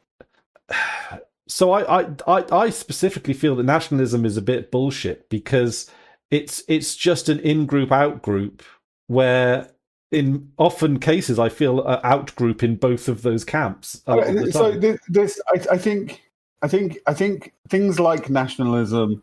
This came up in a thing I was listening to recently. It was a podcast discussing do we still hate wokeness, essentially, from the left. And they made the point that at its inception, the pride flag, the idea behind it was it's a rainbow. Therefore, it symbolically represents a rainbow. Therefore, it contains all colors. Therefore, it represents anybody. Anybody who feels they belong to this is represented by it. And then later, in like Woke 2.0 or whatever, they made the colors mean specific. So it's universal at that point. Yeah. They made the colors mean specific things. So I mean, that was decades ago. That was before you were. Yeah. That was before you were born, No, quite recent. No. Like, because green is green still on there? Like, there was a bit of politics about what colours are actually on the specific rainbow. And this there was folk stuff, but it's definitely become more of a solidified thing, because then they started adding, we need a colour to represent trans people. We need a colour to represent intersex people. We need a colour to represent black gay people. We need a colour to represent black and the whole point, if it was a rainbow and it was just that was everybody, it's universal. It's universal and inclusive, and therefore inherently inclusive. And then eventually, if you keep adding these colours, the only people who are not going to be represented by that flag are white straight men. If we're completely honest about it, it will be white straight men who are the only people not represented by that flag, which makes it. Will it be women? I think women, even white women, gay women, queer women will be included, I think. But so that it takes it from a universal thing, which is inherently, and I think that's how if we have a left nationalism, it needs to be of that character. It needs to be a universalizing. Like if you're a refugee or an immigrant who's literally just arrived at Dover, then to the extent that you want to be, you are as British as I am. And have as much ownership over that heritage and Scotland tends to be quite like that. I mean, they've been trying to undermine it. I like that thing. I like that thing you posted with the black people in kilts. That like some right wing posted. It's like this is what's going to happen, and Scottish people were like, cool. Yeah, looks excellent. Cool. No. That's what it should be.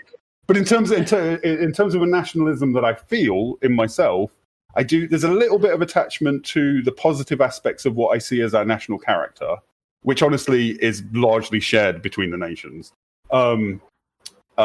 Silly things, like the drinking tea. That's fun.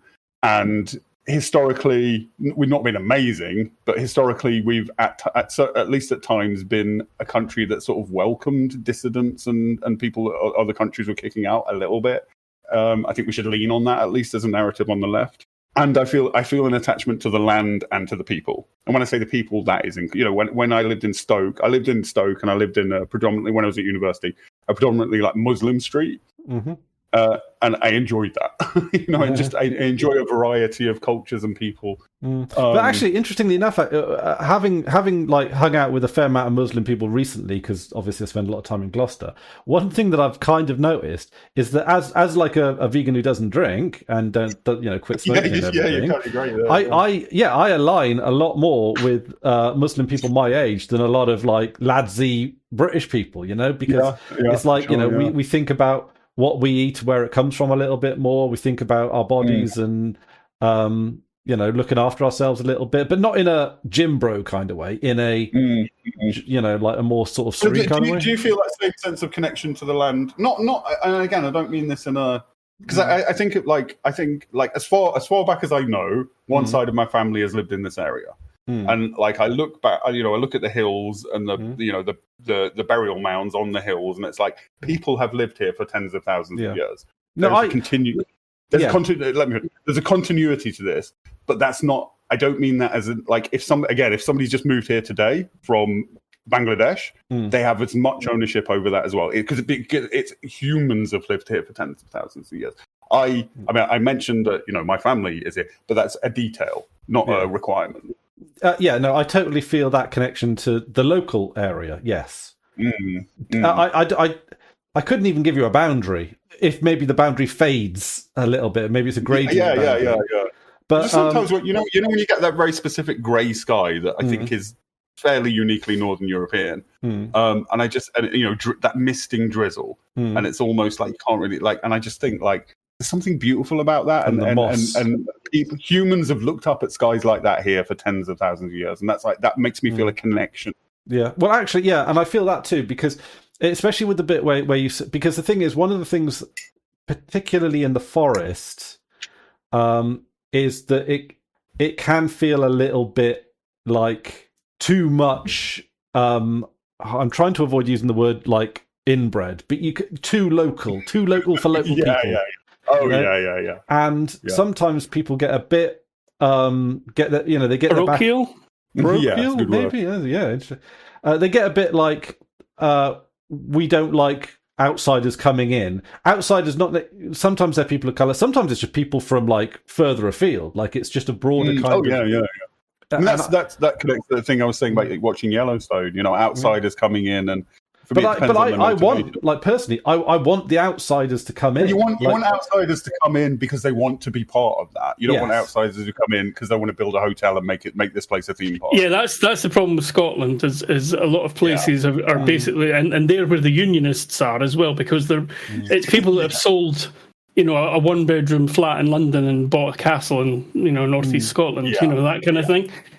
And then they don't want to come and be in the Scottish community. They want to be a laird. They want to be, they think they're better.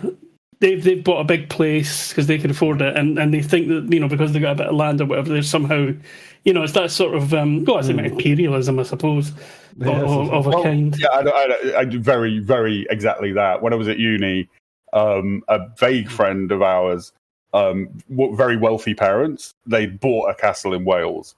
And they gone on a holiday, so he invited us to this castle in Wales for a weekend to party, and we partied in this castle, and it was amazing. Like, it was a genuine proper castle, amazing experience, like living in a castle. But there's some of them are like that in Scotland. They've been converted to be flats and stuff, and yeah. But on one Sunday, we went to like the local village next to the castle, and it was palpable how much they hated us. Oh wow! And like, it sort of it made something click. It's like, I get why you fucking hate me. Like what I am doing to what belongs to you, and making it something else, making it to something. Yeah, I mean, like if people are living in and being part of the community, or like living as people, normal people, not exactly. Yeah. Then, they don't do this type of people I'm talking about. They go to Wales as well. They'll go to Scotland. They'll have, in a way, they'll be able to upgrade, because the property prices, false bollocks. But anyway, and they do think that they're just planting themselves in there, and everybody will go, oh, they're great because they've got a big house and. They must be spending money. Do you remember Monarch of the Glen TV show? I didn't really watch it, but I'm aware of it. I'm aware that it exists, but it was just one of those horrible Sunday evening TV shows that my parents watched, and I was uncomfortable watching it because I think it was like, I can't remember, but it felt like an English person coming in, buying the castle and say, I am the laird now. Like I don't know whether that was the actual plot, but it had that feel. Like cosplaying being a fucking. Feudal lord, essentially. Yeah, exactly. Yeah, that's exactly it. That's exactly it. They think because that was a bought thing anyway, Yeah. But I mean, but like sometimes that's why we've got the Union of the Crowns. It's one of the things about Welsh castles. Like Welsh castles were not built by the Welsh. They were built by the Normans who were invading Wales and using the castles to dominate the Welsh. So, should make flats out of them, I guess. Take them back. But like, I mean, but sometimes like a lot of local folks around here are a bit like, oh, we don't want other people moving in and clogging up our roads and stuff like that. And that one, I sort of roll my eyes. It's because the kind of. No. There's I don't want to be too on the nose. There is a bit of a hickishness of local things for local. Here it's definitely you don't want middle class people coming in who are just going to like gentrify.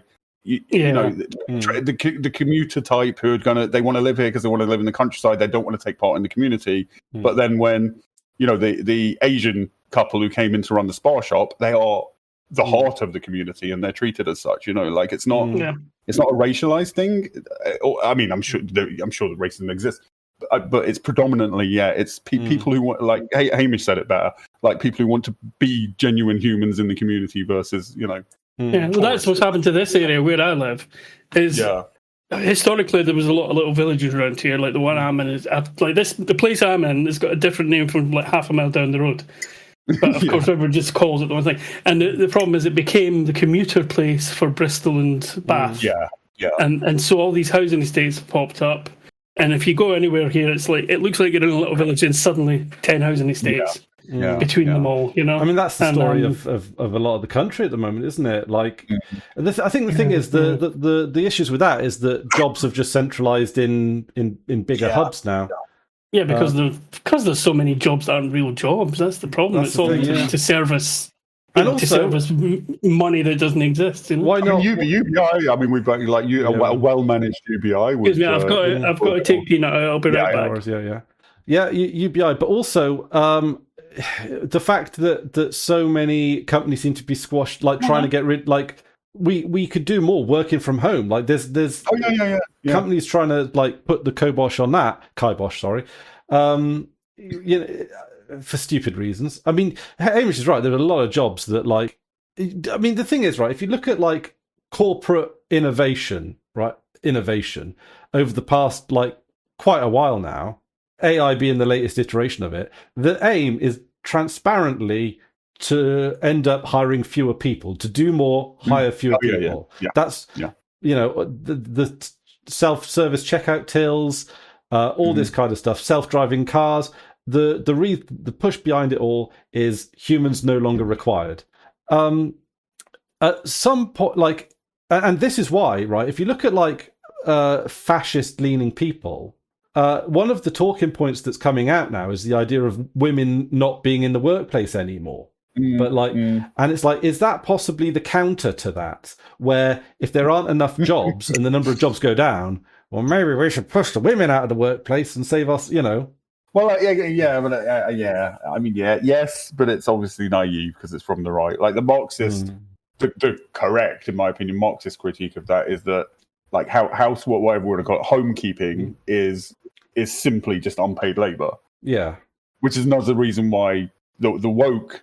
I don't want to sound a particular way, but woke feminism is focusing on things other than that, whereas the real issue is pay equity, treatment at work, and the norm. It's even like still, we're not as my parents. My mum did all the housework and did all the cooking, and also had a job at not the entire time, but at certain periods. Just because that's the way it was, and it's not like that now, but it still leans a bit that way. I think the woman in the couple is more likely to take care of the housework and more likely to cook. I think still, and it is just, especially where raising children is involved, it is unpaid labor, and that labor is to the benefit of corporations. Yeah, I forgot what the point was. Yeah. I mean, this is the the economic argument for all of these things, including feminism, sort of underpins like all of the social stuff as well, because like when you look at things like where basically our population, what you call it, our replacement rate for population in Wales is crashing quite heavily right now, and you could argue, there have been some that have argued that because women now have a place in the workplace, education, contraception, all of these choices available to them, they don't have to sell themselves into an unhappy marriage, be a housekeeper. They have genuine, or certainly nearer genuine independence, and as such have decided to live life a little bit more on their own terms. Whereas decades and longer ago, getting married to and starting a family was a survival mechanism. We have talked about this before, and my theory is it's the specific combination of financial comfort and financial precarity that capitalism creates in the middle class that discourages people from having children. I'm sure that's a factor as well, what you said, but no. I mean, my suspicion is that there's a million factors. Yeah. Like it's too much to draw broad strokes, which. But also I don't entirely know what it means and if it's a bad thing either. Like the right thing it's a bad thing, assuming we don't do anything to increase productivity, which we haven't for the last 50 years or something, 30 years at least. It's a bad thing if we want to maintain a standard of living. I don't think those are unsolvable problems. by any stretch of Well, the no, imagination. I think there are unsolvable problems under capitalism because capitalism Yeah. refuses to do what would be good for capitalism, which is to do the things that historically have worked really well for capitalism, which is investment in unguided research in particular. But they just want to keep taking. Yeah, but that's the thing. They want to hoard it all. Capitalism in any circumstance eventually eats itself. Because what happens when Elon Musk has all of the money ceases to be worth anything because... It's what I actually unfollowed somebody on Friday the other day. It's an economist that I quite like the stuff he posts, but he did a post that was like, when leftists talk about capitalism, they should really talk about or differentiate the types of capitalism, because some capitalisms are better than others, and there may be some forms of capitalism that we should aim for, and it's just ignorant of that thing that even the best forms of capitalism we've had, like maybe the Nordic countries, like they get worse over time because that is the nature of capitalism. It cannot do anything other than make things worse over time. You can have, somebody can say Corbyn got elected and he pulls things back a bit, but then it will continue to march onward. Yeah, because it's centralization of wealth. That's the goal of capitalism. Yeah. But also in a more like rudimentary way of thinking about it, it's the thing is like if you center your entire society around capital, the people that are best at acquiring capital through whatever means, legit or illegitimate, well then the power will always gravitate towards them.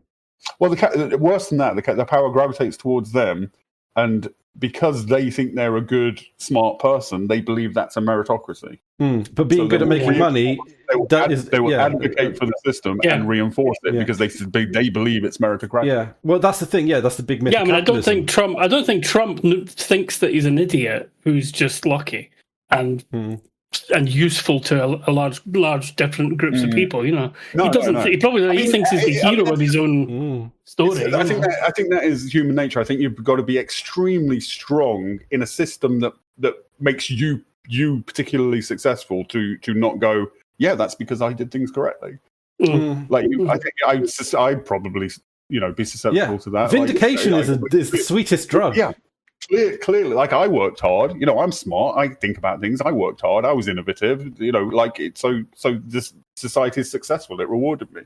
Yeah, well, yeah. But I mean, I think all of it comes. Well, not all of it. Some of it comes down to the fact that it's the conflation between being good at this one thing, making money, equals like intelligence. Because it's like getting lucky and inheriting and inheriting all that thing. But like.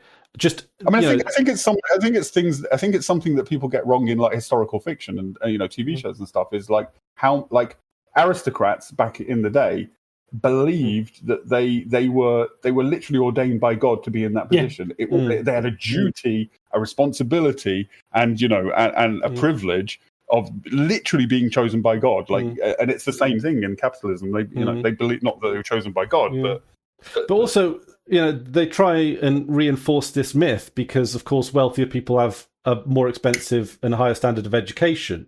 So they can present themselves as being more intelligent or, more eloquently spoken or better with money even, and then the things that are just forms of that class become read as, so what I'm talking about, like how a posh accent is read as intelligent. Yes. The forms become the thing. Yeah, I get that. People sometimes think I'm smart. Just like they obviously you're very good with computers because I've presented that image. I've demonstrated you're well spoken, well groomed. So obviously very smart. Yeah, I mean you are. Well, I mean that like I might have leaned into it a little bit. Yeah. Of course, take advantage of it. Of course, you got to take advantage of.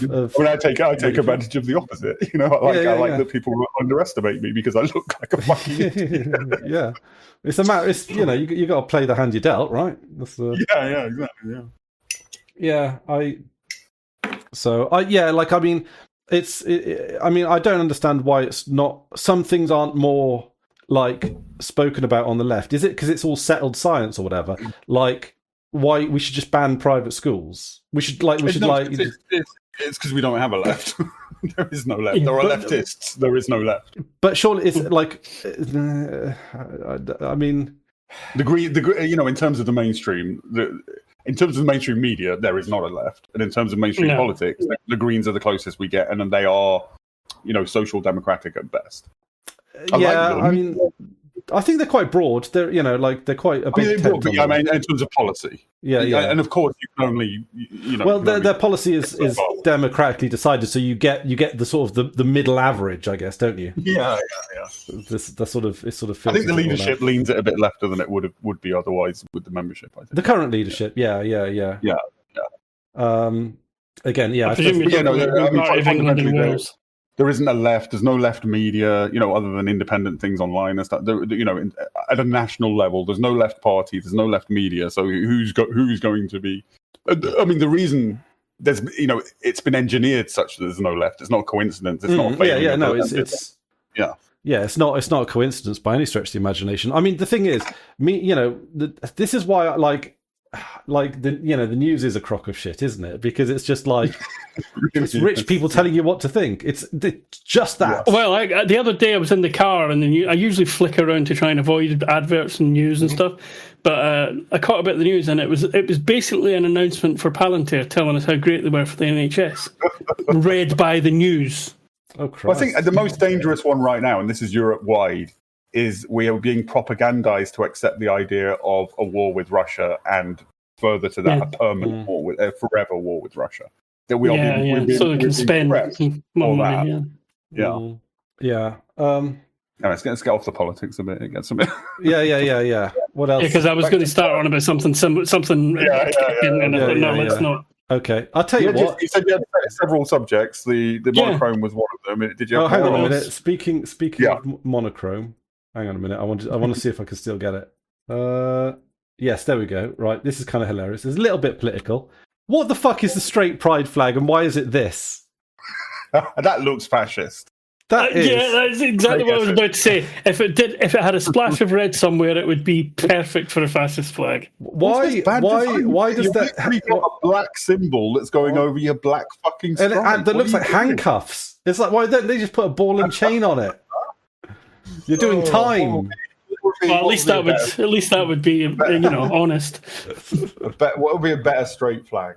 That's just a plain vanilla flag. Yeah, a white flag, also known as the French flag. But sorry, we're having a flag competition. Readers, submit your straight flags. Your straight. We'll show them next episode.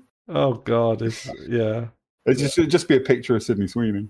Yeah, well, was there anything else? I don't hate. Like, she definitely is liked by the right, but I don't think she's done anything to sort of deserve it or court it. I think she's just a normal person. She hasn't courted it on purpose. To realise. Well, I think she's I don't think she's dumb. I don't think she's like outstanding. I think she's just an average person who has found themselves, found the niche. Not particularly political. I don't think the Gene ad was a problem. I think it was a funny little pun. I don't think it was fascism or racist, or it was a silly little pun that was honestly a little bit amusing. I think it's fine. It's blown out of all proportion, but she herself seems fine. Like, I don't think she's a fascist, but she has become sort of. No, I don't think so. But she's become the fascist poster girl. Hang on a minute. Perfect look for it. Like she looks like the trad wife that every fucking she's very. But then that's what fascists do anyway. Isn't she is absolutely lovely. Yeah. She is cracking. She's not my type, but obviously very very beautiful. She has like that. She has the sort of Marilyn Monroe sort of like demure, like fake shy kind of thing. I don't know what the words are for it, but she has that thing going on. I think the downcast gaze, a little bit Diana Spencer as well. Oh, there was Why do people think Diana Spencer was beautiful? I don't get that. I don't. But she did have that. She had that, the downcast gaze, which again is very. Diana Spencer. Who is Diana Spencer? Princess Di. I always go Lady Diana. Is how fucking old. I never found her attractive. I found her attractive when I was really young, and now I sort of grew out of it. That was probably more of just what Drew was saying about imagery and stuff, rather than the actual looking. But also possibly because you always think royal family members are not particularly attractive, and she sort of stands out a little bit. Oh, I've got a leftist politician who's hot. Oh, okay. Because I've been, Yeah, I saw somebody the other day, and again I saw a picture, and I thought, oh, she's quite attractive. Oh, and it turned out she was like a crooked cop. Okay. So there's the thumbnail of a video. Okay, she's American. She's a full-on actual fucking Marxist. She's fucking awesome. Her name is AOC's very attractive. Yeah, no. Oh yeah, but no, she's yeah. But It's still standard politician. Sharma Savant, but it's spelled like that. Oh, you're not giving us a picture now. Oh yeah. Okay. What a fucking blue balls. You're talking about how she looks, and then you don't give us a picture. I mean, I know that's not the most important thing about a politician, but yeah, she looks like a librarian. Yeah, in a hot way. Yeah, no. Oh yeah, the second picture was much better. Her portrait sort of thing is a bit sort of staid, but yeah, she is very pretty. Yeah. It's like I was watching. Can someone can you put a nice photo in the chat just for the folks at home? Well, I like this one. Sorry. I tend to like stern expressions, but this one because this really goes librarian. Oh yeah. Mm. No, I was rewatching Andor. Oh, excellent. Yeah, there's that British actress that's in it, and she was in Doctor Who as well, and she is just absolutely amazing. I forgot her name again. Was she the blonde lady? She the one who was sort of like Asian. went to? She was very traumatized. No, but she's lovely as well. She's sort of South American or something. Yeah. Mm. Varada Sethu, that's her. If you can find yourself a picture of Varada Sethu. Giz spelling. Thank you. Her Wikipedia page doesn't have a picture. Sorry, I just IMDb put Kim Yo Jong into the chat because she's my favorite. Yeah. Yeah. She will. Also, like being like dictator, like blah. Her face a little bit. She's got a little bit of a skull face. Yeah. It's like. I like that. Cold. It's like, like she has she has cheekbones that could cut glass. Like. Yeah. Have you worked with who Varada Sethu is yet? Yes. Yeah, it's very beautiful. Yeah. But I do. I keep. It's Kemi Badenoch. It's really old. I wish she wasn't evil. There's a lot of the evil ones though that are kind of hot. The thing is, I like her aesthetically, but I like ignoring the words she's saying. I like how she talks as well.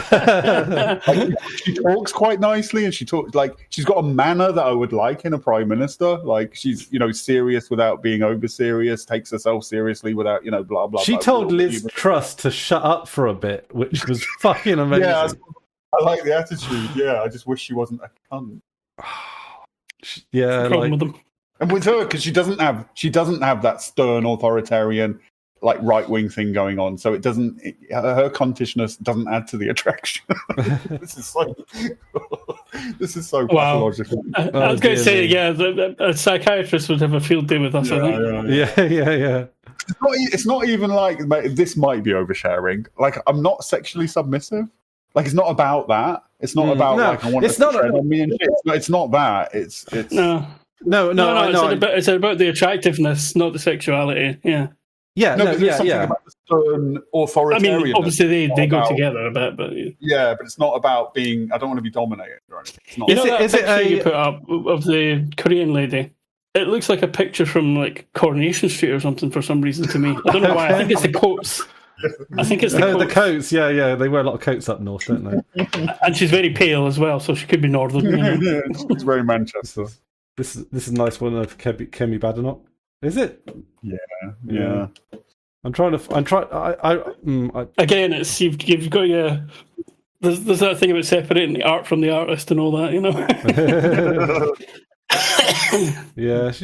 No, I mean I'm attracted to like assertive women, but not in a submissive way. Yeah, not in a It's like a strong equal, not a. Or do I find the opposite a turn off? I don't know. It might be relative.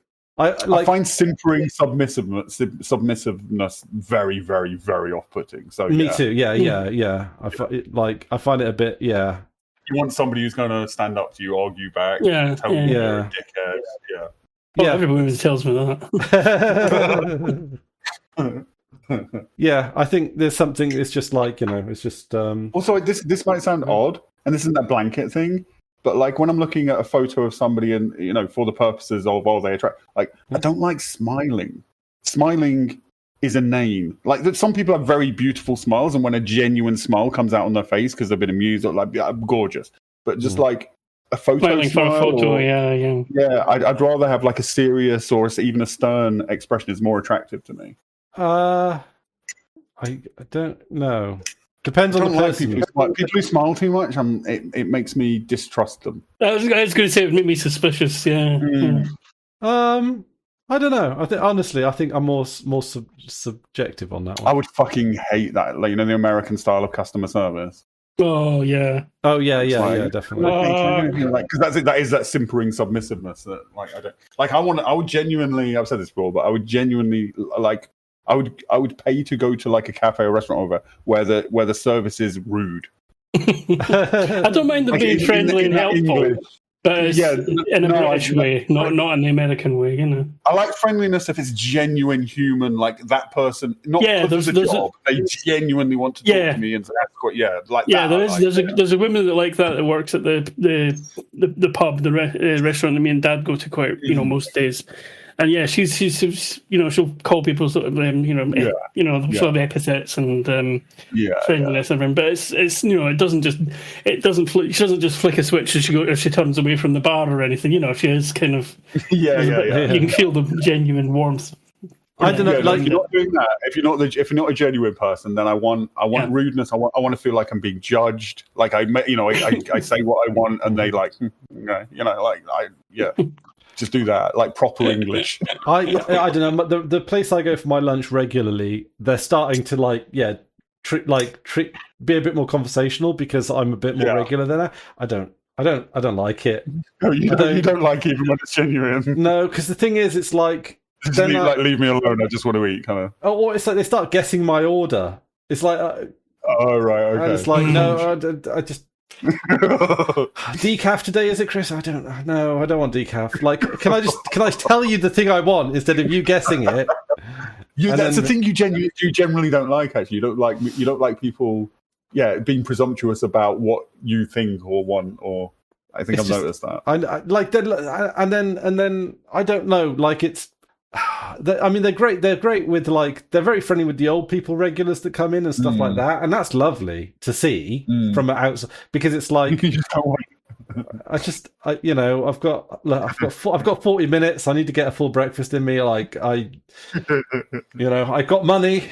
Like that is. I mean, I used to be more of a morning person, but now when I wake up, if somebody talks to me during the first 20 minutes, it's kind of like, can you just? My dad used to be like that. Can you just shut up and leave me alone for 20 minutes, please? Don't ask me any questions. Don't ask me how I'm doing. Like, let me wake up. Yeah.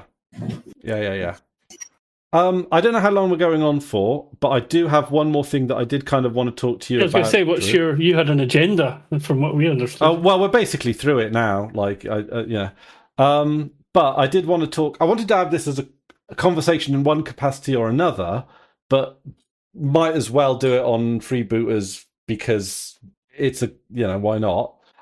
Which is a little bit like when we do our bash programming, right? Because one of the issues that we've had with both Blop and Plock. So Blop is your project that does basically a blog. It takes markdown files, puts them into a blog, takes extra pages for the website, fills out a website for you. Great. I use it for my website. Love it. Does anyone else still use it? Because Wing used it at one point, but then he's moved on to. I don't know if Wing did it. Subderm uses it, and I've seen like a couple of others but I don't know whether they still do. Yeah, I don't know. Yeah. Everyone uses Block, But yeah, Block's really good, and Plock, which, as far as I'm aware, I only use. It's really good. It's better than Blop. It's really fucking good. I really like it. And it basically it makes a single page website out of like a bunch of MP3 files, only MP3 files. At one point, I tried to make it do Opus files and M4A files and stuff like that. But because the metadata format is different for basically so many different file types, I thought either I'm going to have a fucking if-then statement a mile long, or I'm just going to be like, you know what, just MP3s. Yeah. So I had to pick a lane. They don't have the patent issue anymore. Yeah. If it was what 99% of people use. So exactly. And also, the trouble is, it's like I can try Opus, but then Opus will work fine on a phone, but then on the TV it will need to encode on the fly, or some things don't. All these devices, and they're not.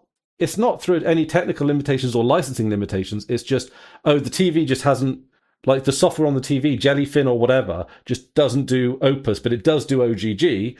And the Samsung TV does OGG, but not Opus. Every device will do MP3 and one other one. Yes. So every device will do MP3. Yeah, or FLAC, but FLAC is just too big. Yeah.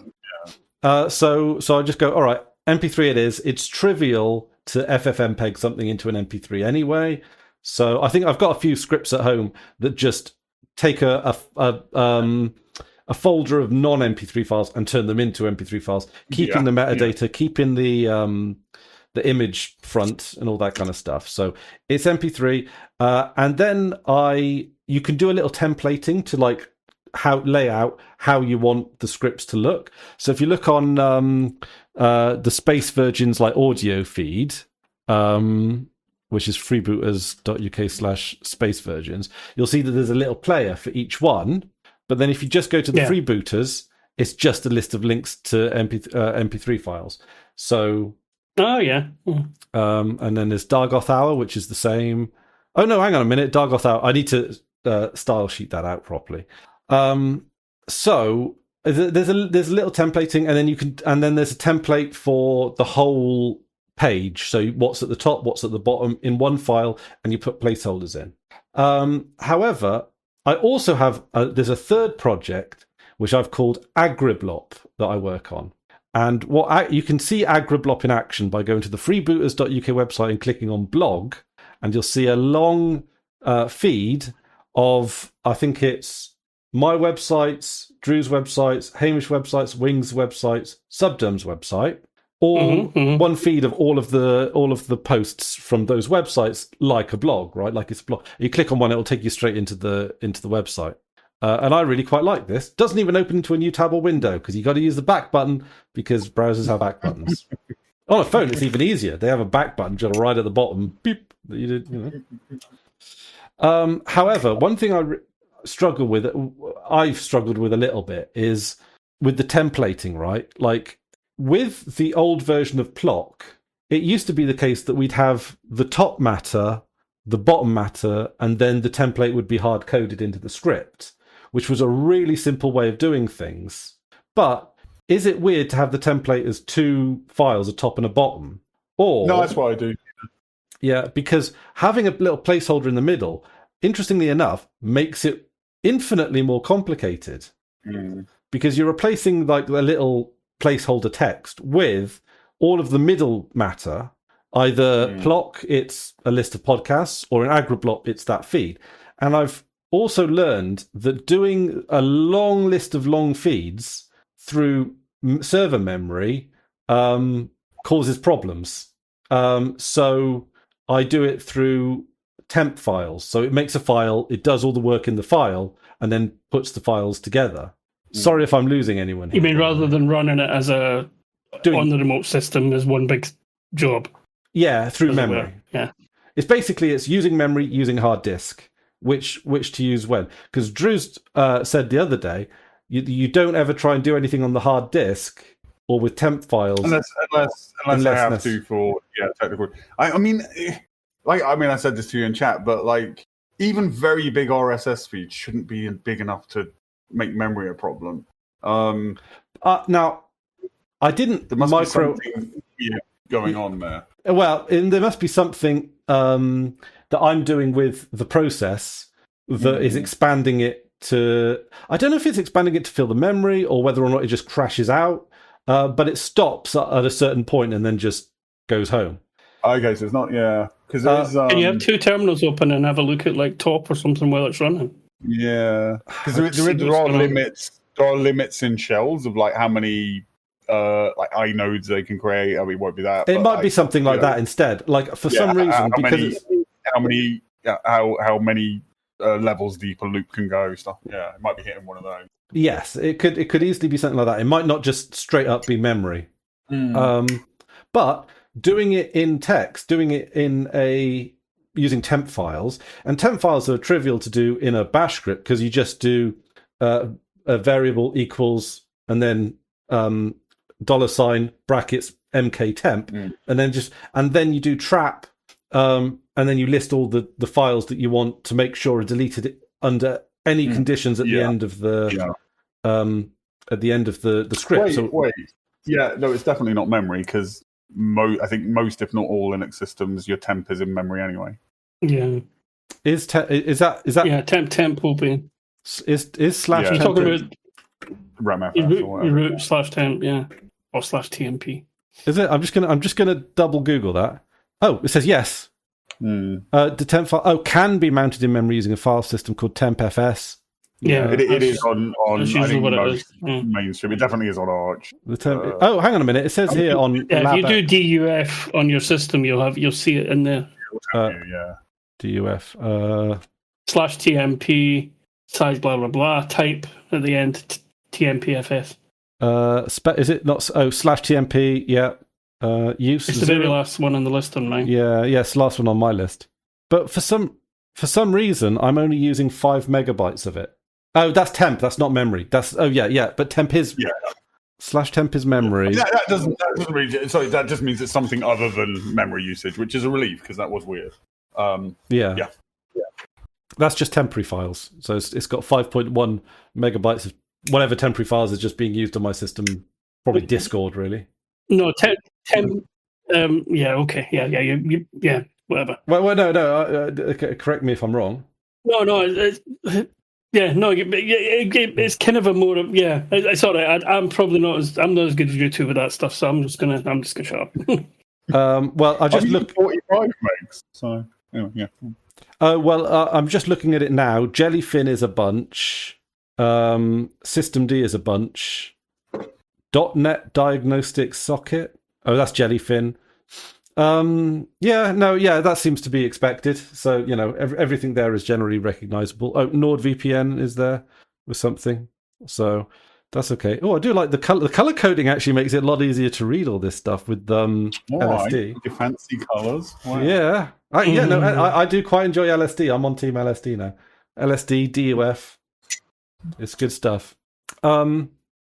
Anyway, but we've had a few problems with templating systems because if you're using something like sed, the ampersand is a very awkward character, but is used a lot in both. Yeah. Basically, any character that has a special meaning for sed needs to be sanitized in your input, which includes ampersand. Yeah. Yeah, but then sometimes it's not always as easy as that because you end up with ampersands in the HTML output anyway. Yeah, I mean that little snippet that I was using, that's fixed it for me, so I'm happy with that. Okay, but it is an awkwardness for sure. Do I still use? So all my code is on the website. So if you ever want to look up anything that I'm talking about, it's literally there. You can just pull up the code on my scripts. Which I actually use to reference myself. I use my own website if I'm like, oh, how do I do this? Because sometimes I'll switch to a whole bunch of different methods before settling on one, and then I'll forget which one I settled on. Yeah, because I didn't... Yeah, to render the HTML and RSS items, I don't use sed anymore. I use the...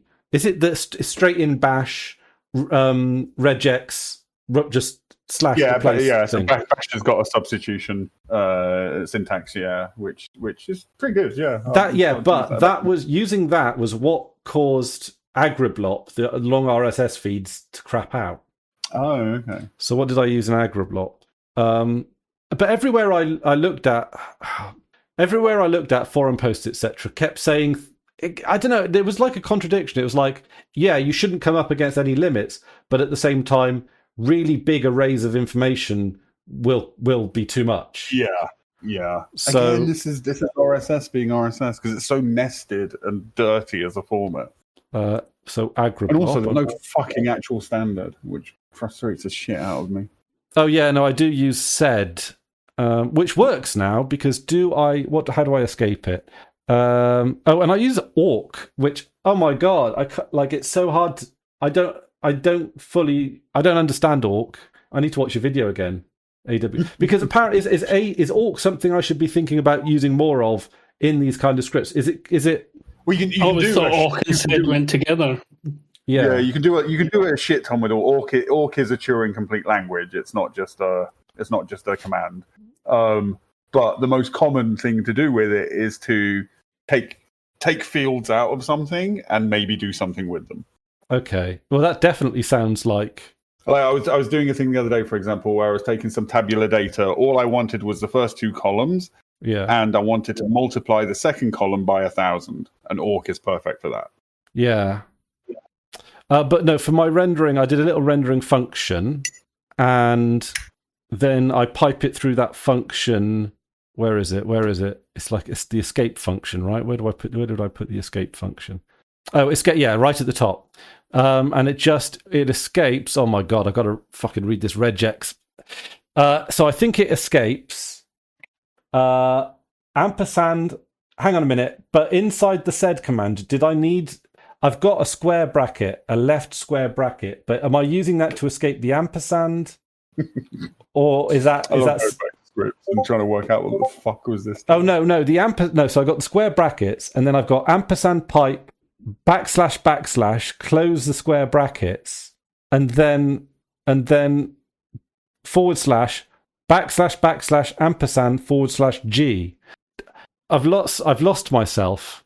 You're kind of at the point where you're sort of live coding without the coding. Yeah. Should this maybe be not a podcasting? Okay, all right. Sorry about that. Yes. Okay. Anyway, all right. All of that around, right? Sorry, right. Yes. Yeah, I can't at the moment, Clock is basically feature complete. Yeah. But there's a part of me that wants to simplify the code so that we don't have to fuck around with sed. But at the same time, does it achieve anything? No. Well, sed is great. I think sed is the right tool is probably too strong for that, but it is a suitable tool for that. And I think you'd be hard pressed to find something that does it better. I've thought about simplifying Blop. Blop is a fucking mess. I should really break things out into functions, but it's hard. It's when it works and it's like used by 5 people. It's hard to be asked, because it makes no difference ultimately. Also, you strongly put you do long lines of code and sed functions. I don't unless it's something like key bindings or something like that. I don't like adding artificial line breaks into a script. Yeah, that throws me.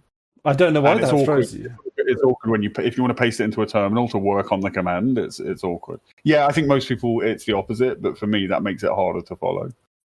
Interesting. I'm not the biggest indenter. I'm still stuck on spaces because of alignment. Like I can't. I don't feel strongly on tabs versus spaces. What about you, Hamish? Do you tabs or spaces? Well, I'll use the tab, but I'll have the editor set to make those spaces. So spaces then. Yeah, no, I do tabs to spaces. So you're a liberal Democrat. Am I? That's spaces with more words, though, isn't Yeah. Okay, there's things where I hate, like if I'm doing CSS, I hate spaces because because it's just more work with CSS. It's just more fucking key presses, more bother if I want to delete them. It's just for that because all you're doing is levels of indentation there. You're not aligning things. You're not doing anything other than that. It's not semantic. It's just for convenience. Well, so you don't just tab. You don't have to indent CSS at all. I've done. Visually, it's nice, and tabs is the easiest way to do that. Why bother hitting space? Yeah, I mean, I've done a U on CSS before, where I've just done CSS in long lines. Yeah. I mean, I do inline. I know inline CSS is frowned upon now. I don't really. Yeah, for some reason. Is it? Why is it? I suppose it's separation of I genuinely don't get the argument. Layout. I think it's probably one of those like everything's got to be scalable and maintainable by a team of 50 working on it. So yeah. If you think about big companies, yeah. Not recommended. Okay. For my personal website that 3 people read, not really an issue. Yeah, limits reduced, responsiveness, pseudo class styles. This is a lot of words for readability, really, isn't it? Yeah. Yeah. Mm. Or your maintainability, I guess. Maintainability, yeah. Scattered styles, centralization issues. Yeah. All right, anyway. Knock it on the head there, though, because my sister has just given me some leftover KFC. So I want to go and eat that. Excellent. All right. Okay. Done.